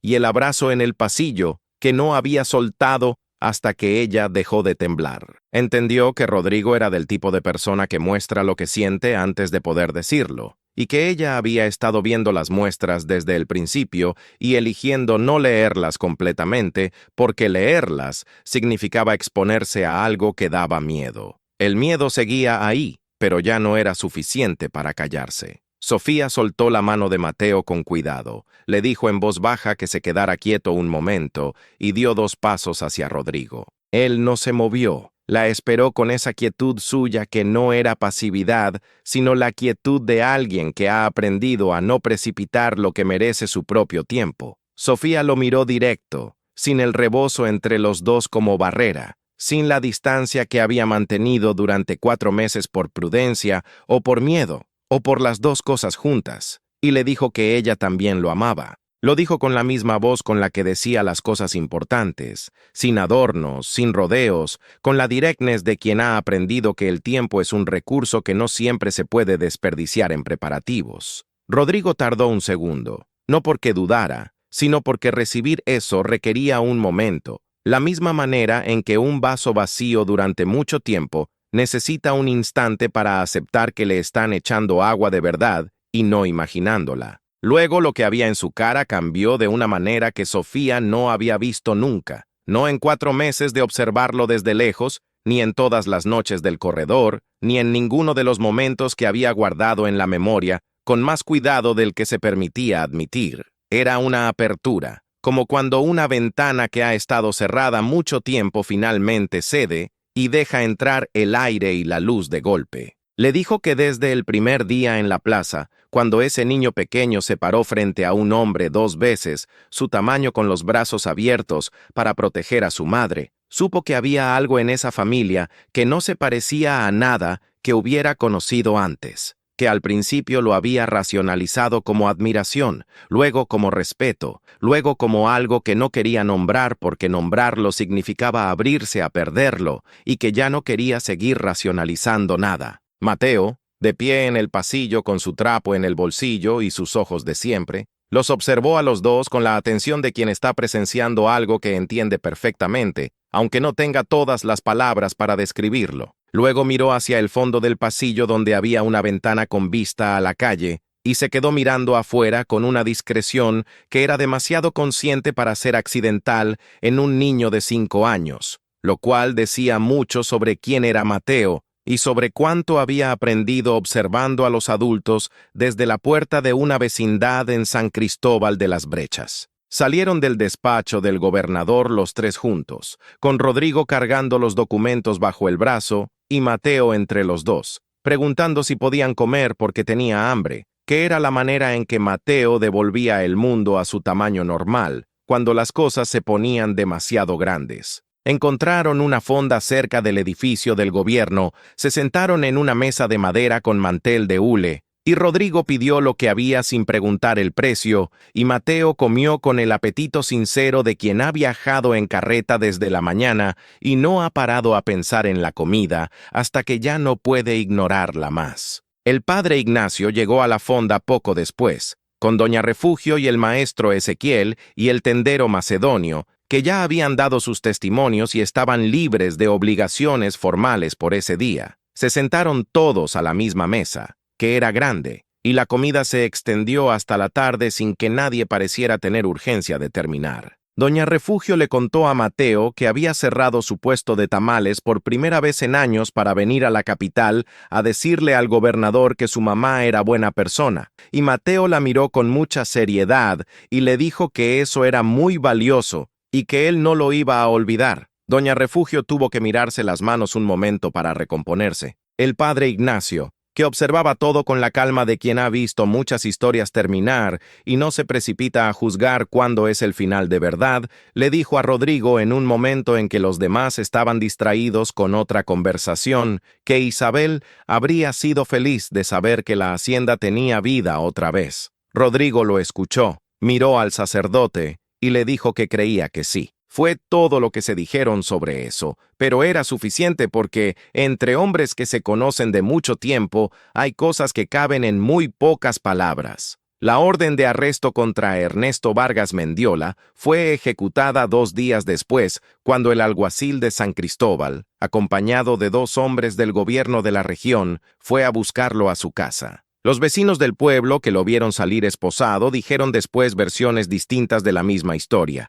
que salió sin decir nada, que salió diciendo mucho, que intentó argumentar, que no dijo una palabra. Lo que todos coincidieron en describir era la expresión de su cara, que era la expresión de alguien que ha calculado mal durante demasiado tiempo y finalmente llega a la cuenta correcta demasiado tarde. El proceso legal fue lo que son los procesos legales cuando hay documentos claros y testigos honestos, y un funcionario que no tiene razón para proteger al acusado. Lento, pero previsible en su dirección. Ernesto fue procesado por falsificación de documentos públicos y fraude, cargos que en la jurisdicción del gobernador tenían peso suficiente para que el resultado no fuera una multa sino tiempo real. El juez que llevó el caso no era el juez Abundio, que para entonces había sido relevado de sus funciones después de que la investigación reveló la naturaleza de su relación con Ernesto, sino un juez de la ciudad, hombre metódico y sin favores pendientes con nadie en San Cristóbal de las Brechas. La parcela de tierra, que había sido el origen de todo el conflicto, quedó asegurada legalmente a nombre de Mateo Reyes Castañeda, con documentos firmados y registrados que establecían que el menor podría tomar posesión formal al cumplir los 18 años. El licenciado Fuentes, que había llevado el caso de Sofía desde el principio con honestidad y recursos limitados, recibió de Rodrigo un pago que excedía con generosidad lo que le debían, y el licenciado dijo que no era necesario tanto, y Rodrigo le dijo que era exactamente necesario porque el trabajo honesto merece ser pagado honestamente, y eso fue todo ese asunto. De regreso, en la Loma del Cóndor, la vida retomó su ritmo, pero era un ritmo diferente al de los meses anteriores, del mismo modo en que una música que ya conoces suena distinta cuando entiendes completamente la letra. Las mañanas tenían el mismo orden, el desayuno, el recorrido de Rodrigo con Mateo por la hacienda, las lecciones con la señora Dolores, el bordado de Sofía en el corredor, pero todo eso tenía ahora un peso diferente. El peso de lo que se hace porque se quiere hacer y no solo porque es lo que corresponde. Rodrigo y Sofía no hicieron ningún anuncio ni ninguna ceremonia sobre lo que había pasado entre ellos en el pasillo del despacho del gobernador. No hizo falta porque la señora Carmen lo supo de inmediato con solo verlos entrar por el portón de la hacienda ese viernes por la tarde, y lo que supo lo guardó en el mismo lugar donde guardaba todas las cosas que sabía y que no necesitaban ser dichas en voz alta para ser reales. Le dijo a Temporales anoche que ya era tiempo, que cuánto tardaron, y el perro viejo movió la cola y siguió durmiendo. Lo que cambió en la cotidianidad de la hacienda fue gradual y sin declaraciones. Rodrigo empezó a pasar más tiempo en el corredor por las noches. No solo el tiempo que duraban las historias de Mateo, sino tiempo propio, sentado junto a Sofía con su libro o sin él, hablando de cosas que en los primeros meses no habían tenido el terreno para hablar, de Isabel, de Aurelio, de lo que cada uno había sentido en los años de pérdida, de cómo la pérdida cambia a las personas de maneras que a veces no se descubren hasta que alguien viene a iluminar el cambio desde afuera. Hablaron de esas cosas con la calma de quienes han aprendido que el pasado no es un competidor del presente, sino la explicación de por qué el presente importa tanto. Rodrigo le contó que Isabel había sido una persona buena y tranquila, que habían tenido una vida juntos que funcionaba bien, aunque quizás funcionaba más que vibraba, y que cuando la perdió lo que más le dolió, aparte del dolor de perderla a ella, fue la certeza de que había algo que nunca había aprendido a darle, una presencia más completa, una apertura que él no sabía cómo lograr en ese entonces. que eso lo había cargado en silencio durante 4 años, la sospecha de que quizás había fallado en algo que importaba, y que Mateo, con sus preguntas directas y su manera de no aceptar respuestas a medias, le había enseñado sin quererlo que abrirse a otra persona no es un riesgo que se corre, sino una habilidad que se aprende y que requiere práctica. Sofía le contó de Aurelio con una honestidad que sorprendió a las dos partes, porque hablar de Aurelio siempre había sido hablar del dolor y del amor mezclados, y no era fácil separar los dos. Le dijo que Aurelio era hombre bueno, generoso, que amaba a Mateo con una intensidad que era todo lo que un niño podía pedir, pero que también era hombre que vivía en el presente sin pensar demasiado en el futuro, y que eso que en la vida cotidiana era encanto podía convertirse en descuido cuando el futuro requería preparación. Que la muerte lo encontró sin seguro, sin ahorro, sin nada que protegiera a los que dejaba, no por maldad, sino por esa costumbre de los hombres que creen que el tiempo siempre será suficiente. Le dijo que lo había perdonado hace mucho, que no había nada que perdonar exactamente, pero que cargar sola lo que debería haber sido compartido la había endurecido de maneras que ella misma tardó en reconocer. Rodrigo la escuchó sin interrumpir, que era lo que Sofía más apreciaba en él, esa capacidad de escuchar que no rellena los silencios con palabras propias, sino que los deja estar hasta que la otra persona termina. Cuando ella terminó, le dijo que entendía lo que era cargar solo lo que debería ser compartido, y que ninguno de los dos iba a volver a hacer eso, no como promesa formal, sino como declaración de intención que ambos tomaron en serio desde ese momento. Mateo siguió siendo Mateo a través de todo eso, que era la garantía más firme de que la vida continuaba en el buen sentido. Continuó sus lecciones con la señora Dolores, que declaró después del tercer mes que el niño aprendía más rápido que cualquier alumno que había tenido en 20 años de enseñar, no porque fuera el más brillante en términos de capacidad, sino porque era el más presente, el que nunca dejaba que su mente se fuera a otro lado cuando algo le estaba siendo explicado. Aprendió a leer con una velocidad que sorprendió hasta a Rodrigo, que empezó a llevarle libros de la biblioteca de la hacienda, libros de animales y de geografía y de las estrellas, que Mateo devoraba con la misma atención que ponía en todo. Siguió montando a Niebla 3 veces por semana y al cuarto mes ya no necesitaba que Rodrigo caminara al lado del animal. Montaba solo, con una postura que los trabajadores de la hacienda miraban desde los corrales, con la expresión de quienes saben reconocer cuando alguien tiene facilidad natural para algo. Un domingo por la mañana, Rodrigo lo llevó a montar fuera del patio por primera vez, por una vereda que subía al primer cerro de la hacienda y desde donde se veía el valle entero con sus colores de temporada. Mateo se detuvo arriba de la vereda, miró el paisaje un momento con sus ojos grandes y dijo que la hacienda era más grande vista desde aquí arriba. Rodrigo le dijo que sí, que la distancia ayuda a ver el tamaño real de las cosas. Mateo pensó en eso un momento, y luego dijo que a lo mejor por eso las cosas que pasan de cerca parecen más grandes de lo que son. Rodrigo lo miró. Le dijo que era una observación muy filosófica para un lunes por la mañana. Mateo le corrigió que era domingo. Rodrigo dijo que igual. La señora Dolores le dijo a Sofía un día, mientras esperaban que Mateo terminara un ejercicio de escritura, que en sus 20 años de enseñar, nunca había tenido un alumno que en lugar de preguntar para qué sirven las palabras, preguntara cómo funcionan. Que Mateo quería entender los mecanismos de las cosas, no solo el resultado. Sofía le dijo que así había sido desde que tenía memoria, que desde muy pequeño no se conformaba con el qué, sino que siempre llegaba al por qué y luego al cómo.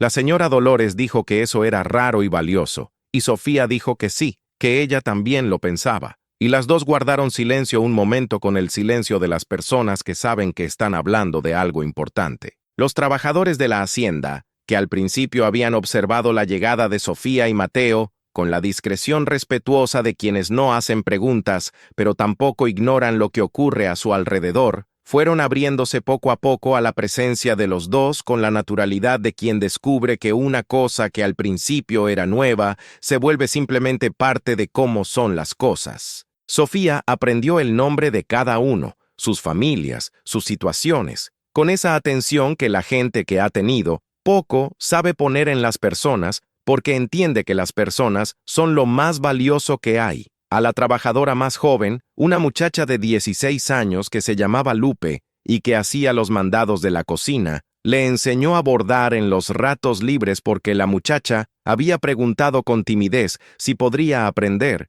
y Sofía no tenía razón para decirle que no. El jardín de la hacienda quedaba en el lado este, protegido del viento del norte por una pared de adobe cubierta de bugambilia morada, con un camino de piedra que cruzaba entre los macizos de flores y llegaba a una banca de madera al fondo que miraba hacia los cerros. Era el lugar donde Sofía solía sentarse al atardecer cuando el trabajo del día había terminado y Mateo estaba con la señora Dolores o con Rodrigo, ese tiempo pequeño que era suyo completamente. Le gustaba ese jardín porque olía a tierra y a flores y a algo que no sabía nombrar, pero que se parecía mucho a la paz. La noche en que se declararon el amor de verdad, con palabras completas y sin el peso del pasillo del gobernador, ni la urgencia de lo que acababa de pasar, fue en ese jardín. Era una noche de finales de la temporada de lluvias, cuando el suelo todavía guarda la humedad del agua reciente, y el olor a tierra mojada sube de una manera que no se parece a ningún otro olor. Las estrellas estaban claras porque las nubes habían pasado hace unas horas,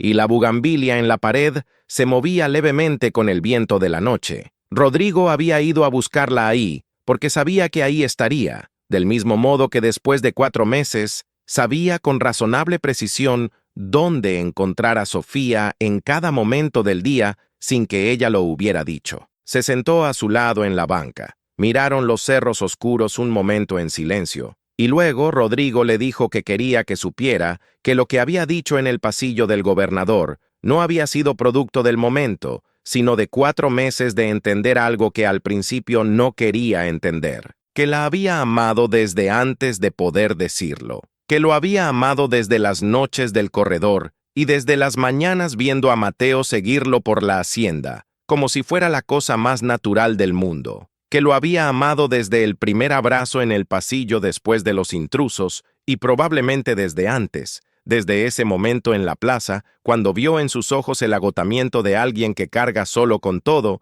y quiso ser el lugar donde eso se pudiera poner por un rato. Sofía lo escuchó, y cuando él terminó, le dijo que ella lo amaba a él con la misma completud con la que amaba a Mateo, que era la medida más grande que tenía, y que eso era todo lo que podía decir porque todo lo demás era consecuencia de eso. Se quedaron en el jardín un rato largo, con el olor a tierra mojada y las estrellas arriba y los cerros oscuros al fondo, sin ninguna prisa de ningún tipo. Mateo dormía adentro sin saber que en ese momento, en esa banca de madera entre la bugambilia y los macizos de flores, acababa de tener un padre de verdad, no de papel ni de conveniencia, sino del tipo que dura. Lo que vino después fue la vida, que es la parte que no tiene el drama de los momentos grandes, pero tiene el peso de lo que permanece. Ernesto fue sentenciado 6 meses después del proceso. Perdió no solo el caso contra Sofía y Mateo, sino también varios de los negocios que había construido sobre una reputación que la investigación fue desmontando con paciencia. Los documentos que el proceso reveló mostraron que el cuñado de Sofía había tenido tratos cuestionables en más de un asunto durante años, y aunque no todos resultaron en cargos formales, sí resultaron en la clase de información que hace que las personas con quienes uno hace negocios decidan hacer sus negocios en otro lado.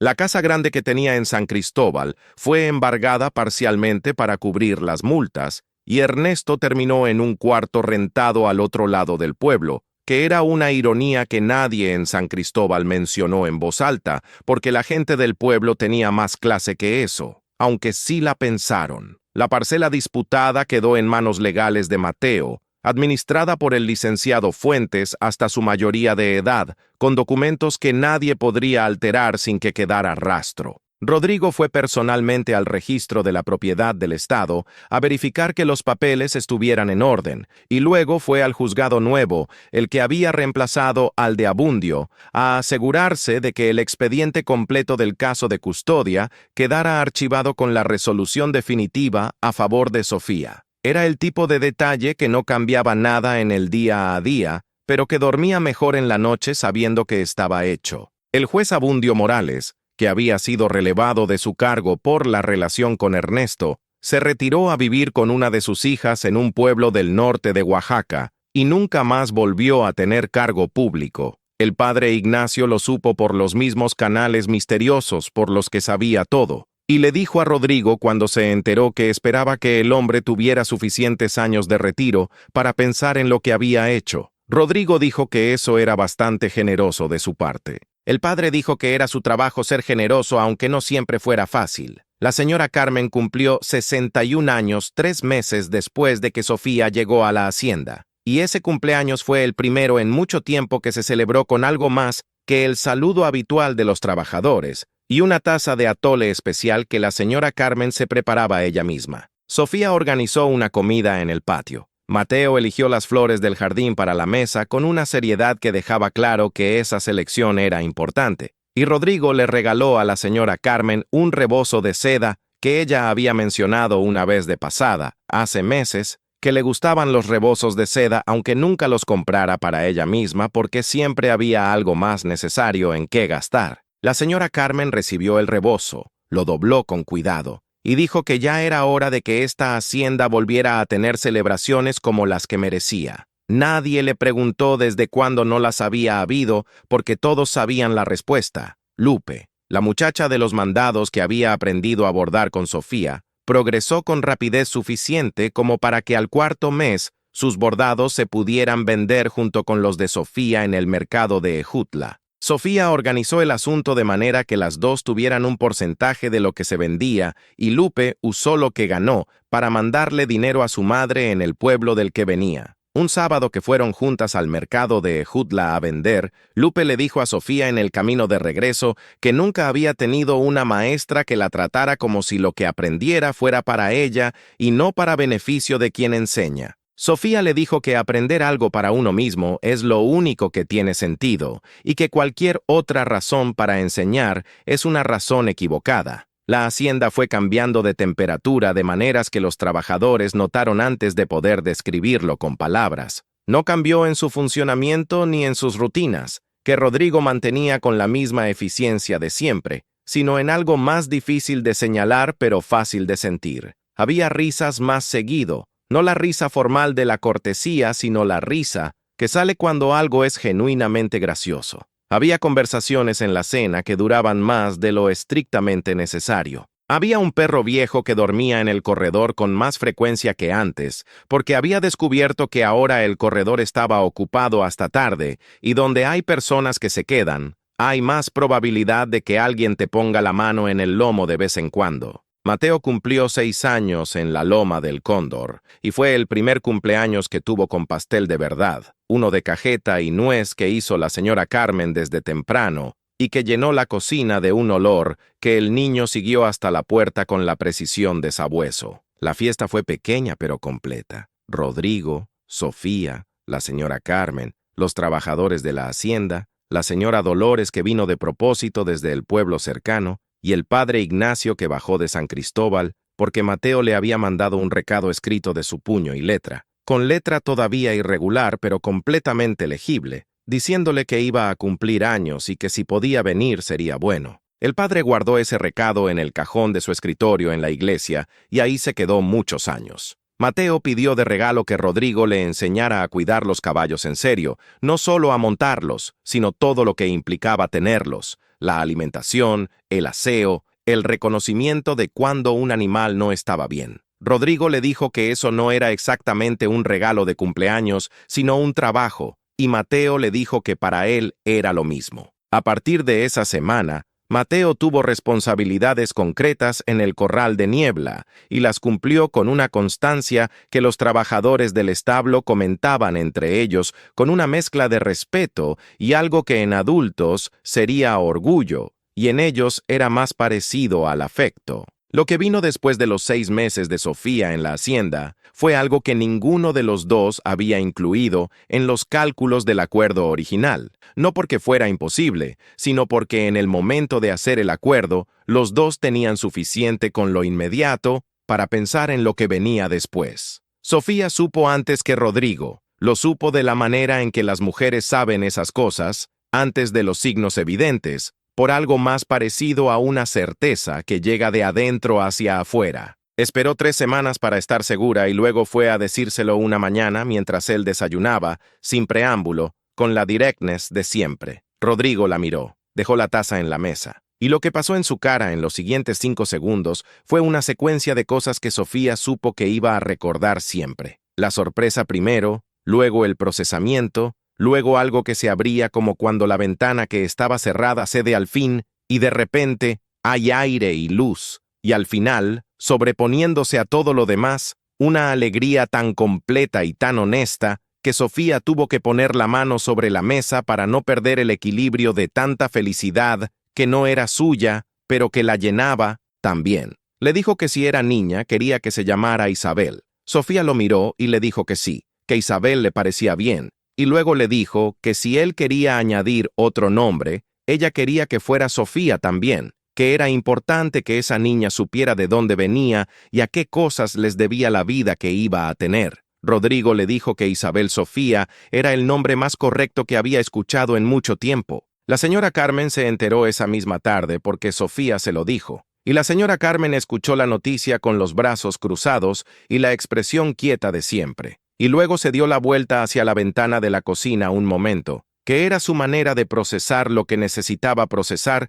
sin que nadie lo viera. Y cuando se dio la vuelta de nuevo ya tenía la cara de siempre, y estaba hablando de lo que había que preparar, y de que había cosas que reorganizar en la hacienda, y de que ya era hora. Mateo supo al día siguiente. Rodrigo fue el que se lo dijo. En el corral mientras Mateo limpiaba el establo de Niebla con la escoba pequeña que le habían conseguido de su tamaño. Le dijo que iba a tener una hermanita. Mateo dejó de barrer, miró a Rodrigo y preguntó cuándo. Rodrigo le dijo el tiempo aproximado. Mateo lo consideró un momento y luego preguntó si iba a poder enseñarle a montar cuando fuera suficientemente grande. Rodrigo le dijo que sí. Mateo dijo que bien y siguió barriendo. Esa noche en la cena, Mateo preguntó si la niña también iba a tener un trapo viejo o si iban a conseguirle algo mejor desde el principio. La señora Carmen dijo que desde el principio, algo mejor. Mateo dijo que bien, que el trapo viejo había servido su propósito, pero que ya no era necesario, y que lo guardaba pero ya no lo usaba porque ahora tenía otras cosas. Todos en la mesa entendieron que eso era mucho más que un comentario sobre un juguete, aunque ninguno lo dijo en voz alta porque algunas cosas se entienden mejor en silencio. Isabel Sofía Alvarado Reyes nació a finales del verano siguiente, en el cuarto grande de la hacienda, con la señora Carmen y una partera de confianza presentes, y con Rodrigo afuera en el pasillo, esperando con la espalda contra la pared, y la expresión de alguien que está intentando aplicar su habitual calma a una situación donde la calma no acaba de instalarse del todo. Mateo esperó con él, sentado en el suelo con las piernas cruzadas, y de vez en cuando le decía a Rodrigo que estuviera tranquilo, que iba a salir bien, con la voz de alguien que ha aprendido a decir eso porque a él también se lo dijeron cuando lo necesitaba. Isabel llegó al mundo con el pelo negro y los ojos oscuros, y un carácter que en las primeras semanas era imposible de leer, pero que fue haciéndose evidente con el tiempo. Era una niña de poca paciencia y mucha curiosidad, que lloraba exactamente lo que necesitaba llorar y luego paraba, que miraba todo a su alrededor con la misma atención exagerada que tenía Mateo, aunque con una intensidad diferente, más impaciente, más lista para actuar. La señora Carmen dijo desde el primer mes que esa niña iba a ser difícil de manera interesante. Rodrigo dijo que eso era exactamente lo que había esperado. Rodrigo sostuvo a Isabel la primera vez con los brazos un poco más rígidos de lo que debería, del mismo modo en que los hombres que no han cargado bebés sostienen a los bebés, con demasiado cuidado de no hacerlo mal. Y luego en los primeros minutos fue aprendiendo a relajarse, a acomodar el peso, a encontrar la posición correcta. Y en algún momento de esos primeros minutos, el bebé lo miró y él la miró de regreso. Y lo que hubo entre los dos en ese momento era algo que no existe en ningún otro lugar del mundo más que entre un padre y su hija recién llegada. Sofía los observó desde la cama con el agotamiento enorme y la claridad extraña que vienen juntos en esos momentos. Y pensó en Aurelio, que no pudo ver a Mateo así porque Mateo ya era mayor, cuando Aurelio lo miró con ese tipo de amor consciente. y pensó que la vida distribuye sus momentos de maneras que no siempre se entienden en el instante, sino mucho después, cuando uno tiene suficiente distancia para ver el patrón completo. Mateo vio a Isabel por primera vez esa tarde, cuando la señora Carmen lo dejó entrar al cuarto con instrucciones de no hacer ruido y de no asustar al bebé. Se acercó a la cuna, la miró un rato largo con sus ojos de siempre, y luego dijo en voz muy baja que era muy pequeña. Rodrigo, que estaba al lado, le dijo que todos empezaban así. Mateo dijo que él también había sido así de pequeño. Rodrigo le dijo que sí. Mateo consideró eso un momento, y luego le dijo a la niña, también en voz muy baja, que no se preocupara, que él la iba a enseñar a montar cuando pudiera, y que mientras tanto la iba a cuidar. Luego se dio la vuelta, salió del cuarto en silencio como le habían dicho, y fue al corral a ver a Niebla, que era su manera de procesar las cosas grandes. Los años que siguieron en la Loma del Cóndor fueron de esos que no tienen historia grande en el sentido de los eventos dramáticos, pero tienen historia profunda en el sentido de lo que va construyéndose día a día sin hacer ruido. Rodrigo y Sofía aprendieron a compartir el peso de las cosas con una equidad que ninguno de los dos había tenido antes. No porque lo hubieran acordado expresamente, sino porque ambos venían de cargarlos solos y sabían lo que pesaba, y no querían que el otro lo cargara de esa manera. Pelearon pocas veces y cuando pelearon, fue por cosas que importaban, no por las cosas pequeñas que desgastan, y siempre llegaron al otro lado de cada discusión con más entendimiento del que tenían antes. La hacienda creció en los años de Sofía en ella, no en extensión de tierras necesariamente, sino en la manera en que crece algo que tiene vida real, con más personas, más vínculos,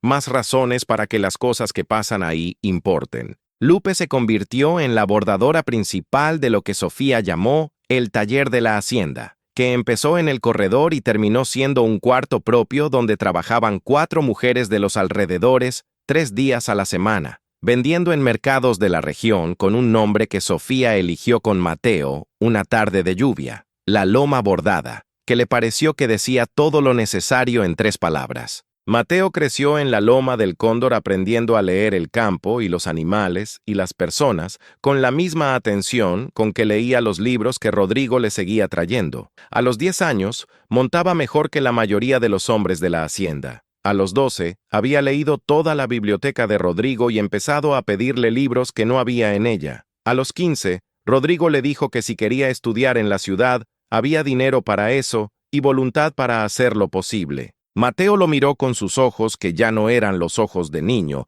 pero que seguían teniendo la misma atención de siempre, y le dijo que quería estudiar agronomía, que quería entender la tierra de verdad, no solo vivirla, sino entender cómo funcionaba por dentro. Rodrigo le dijo que eso le parecía exactamente lo correcto para alguien que iba a heredar una parcela al sur del pueblo, y que quizás eventualmente iba a querer hacer algo con ella. Mateo fue a la ciudad a los 16 años con una maleta, los libros que quería llevar y el trapo viejo que no usaba pero que guardaba desde los 5 años en el fondo de un cajón. Cuando Sofía lo fue a dejar a la carreta esa mañana, él la abrazó fuerte y le dijo que todo lo bueno que tenía en la vida había empezado cuando ella lo llevó al mercado ese martes. Sofía le dijo que todo lo bueno que tenía en la vida era él, y luego lo dejó ir porque eso también es una forma de amor. Dejar ir lo que uno más quiere cuando es el momento. Isabel Sofía creció siendo exactamente lo que la señora Carmen había predicho, difícil de manera interesante. Tenía el temperamento de su madre en cuanto a la determinación y el de Rodrigo en cuanto a la economía de palabras, más la impaciencia que era suya propia y que no venía de ninguno de los dos de manera reconocible. Aprendió a montar a los 4 años. A leer a los 5, y a los 7 le dijo a la señora Dolores que ya había aprendido todo lo que ella podía enseñarle y que necesitaba una maestra nueva, lo cual era verdad aunque difícil de decir con tanta franqueza a los 7 años. La señora Dolores se lo contó a Sofía con una mezcla de ofensa y admiración, y Sofía le dijo que era exactamente lo que ella habría dicho a esa edad si hubiera tenido maestra. La señora Dolores dijo que eso no era un consuelo. Sofía le dijo que no, que era una explicación. La señora Carmen llegó a los 70 años en la Loma del Cóndor con la salud de alguien que ha vivido ordenadamente y la autoridad de alguien que ha ganado su lugar durante décadas. Siguió siendo el eje de la hacienda, el punto de referencia al que todos recurrían para saber cómo habían sido siempre las cosas, aunque fue cediendo poco a poco las tareas físicas más pesadas a personas más jóvenes con la misma serenidad con que hacía todo. Le dijo a Sofía un día que lo que más le gustaba de cómo había quedado la hacienda era que ahora había ruido, el tipo de ruido que hacen las casas cuando están llenas de vida real. No el silencio cuidado de los años en que Rodrigo estaba solo. Sofía le dijo que ella también lo pensaba. La señora Carmen dijo que claro que sí, que si hubiera pensado diferente habría que preocuparse. El padre Ignacio siguió siendo el sacerdote de San Cristóbal muchos años más, hasta que la edad le pidió que descansara y llegó un sacerdote joven a reemplazarlo. Antes de dejar el cargo, fue a visitar la hacienda una última vez en calidad oficial, y pasó la tarde con Rodrigo y Sofía en el jardín al lado de la bugambilia, tomando café, sin hablar de nada en particular, del modo en que la gente que lleva mucho tiempo conociéndose no necesita temas importantes para estar bien juntos. Cuando se fue, le dijo al padre Ignacio joven que lo acompañaba que esa familia era el mejor argumento que conocía para creer que las cosas a veces salen bien si uno hace lo que corresponde y no deja que el miedo tome las decisiones importantes. El padre joven le preguntó qué había correspondido hacer. El padre Ignacio le dijo que casarlos un jueves con 2 días de anticipación y un niño de 5 años de testigo, y que si él pensaba que eso había sido fácil, era porque no había estado ahí. Mateo volvió de la ciudad 5 años después con un título en agronomía y los conocimientos que había ido a buscar, y fue directo a ver la parcela al sur de San Cristóbal, que llevaba su nombre en los registros desde los 6 años. Era tierra buena, le dijo al licenciado Fuentes cuando fue a recoger los papeles, con agua subterránea, a buena profundidad y orientación correcta para ciertos cultivos que en la región no se producían todavía. Tenía planes, dijo. El licenciado Fuentes, que ya tenía 60 años y que había visto muchas cosas en su carrera,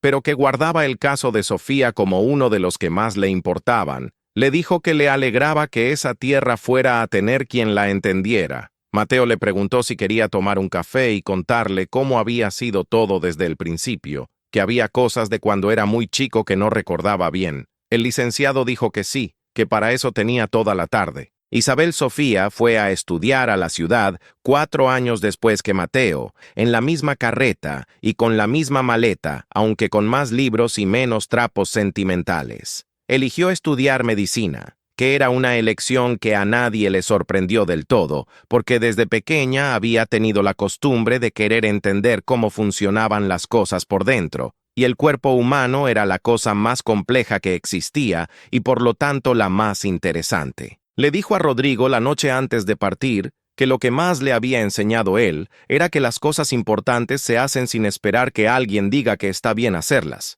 Rodrigo le preguntó cuándo había dicho eso. Isabel dijo que nunca lo había dicho con palabras, pero que lo había hecho toda su vida y que eso era mejor que decirlo. En la loma del Cóndor, Rodrigo y Sofía siguieron en el jardín al atardecer, en la banca de madera con la bugambilia al lado, durante todos los años que vinieron. La hacienda los rodeaba con su ruido vivo y su olor a tierra y a flores y a la comida de la señora Carmen que llegaba desde la cocina a cualquier hora, y los cerros seguían ahí, verdes de distintas maneras según la temporada, con el cóndor que de vez en cuando aparecía alto y solitario sobre la loma del norte como si viniera a verificar que todo siguiera en orden. Temporal, el perro viejo, murió en paz a los pies de la señora Carmen un invierno, y fue enterrado en el jardín cerca de la bugambilia, porque la señora Carmen dijo que ese era el lugar correcto para alguien que había caminado por esa hacienda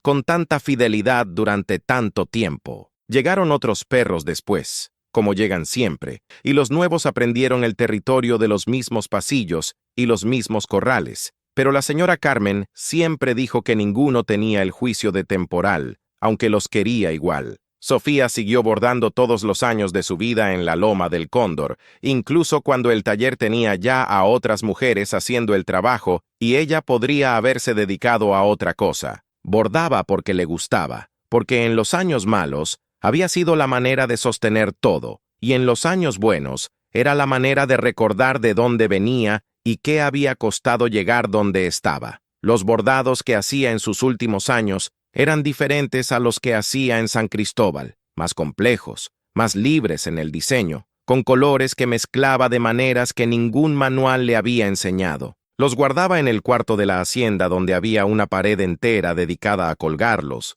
y cuando Mateo e Isabel venían de visita con sus familias, los hijos de los dos se paraban frente a esa pared a mirar las flores y los pájaros, y las formas que no eran ninguna cosa en particular, pero que se sentían como muchas cosas juntas, y preguntaban de dónde venían, y Sofía les contaba, cada vez con más detalles, cada vez con más orgullo del que tenía la vez anterior. Rodrigo, que en toda su vida antes de conocer a Sofía había sido incapaz de contar una historia que durara más de 10 minutos, llegó a los 70 años siendo el mejor narrador de la hacienda, según la opinión unánime de todos sus nietos, que pedían sus historias antes de dormir con la misma naturalidad con que Mateo las había pedido décadas atrás. Las contaba largas y detalladas, con personajes que tenían vida interior y caballos que entendían el tono de voz y campos que sentían los cambios de temperatura, y siempre terminaban bien,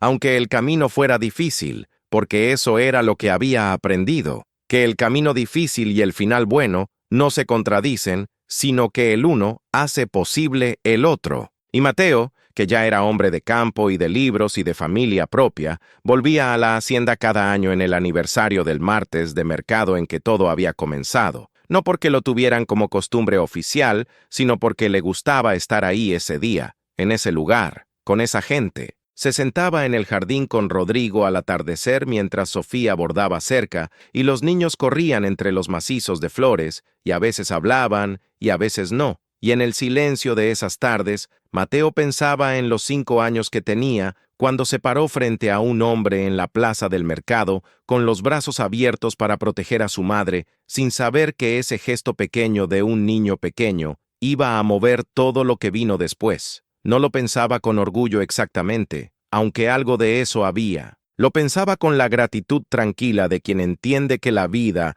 es una cadena de momentos donde lo que uno hace importa, aunque uno no pueda saber en el momento cuánto ni de qué manera, y que a veces lo más valiente que existe no es lo que hace el hombre más grande del cuarto, sino el niño de 5 años que todavía no sabe que tiene razones para tener miedo.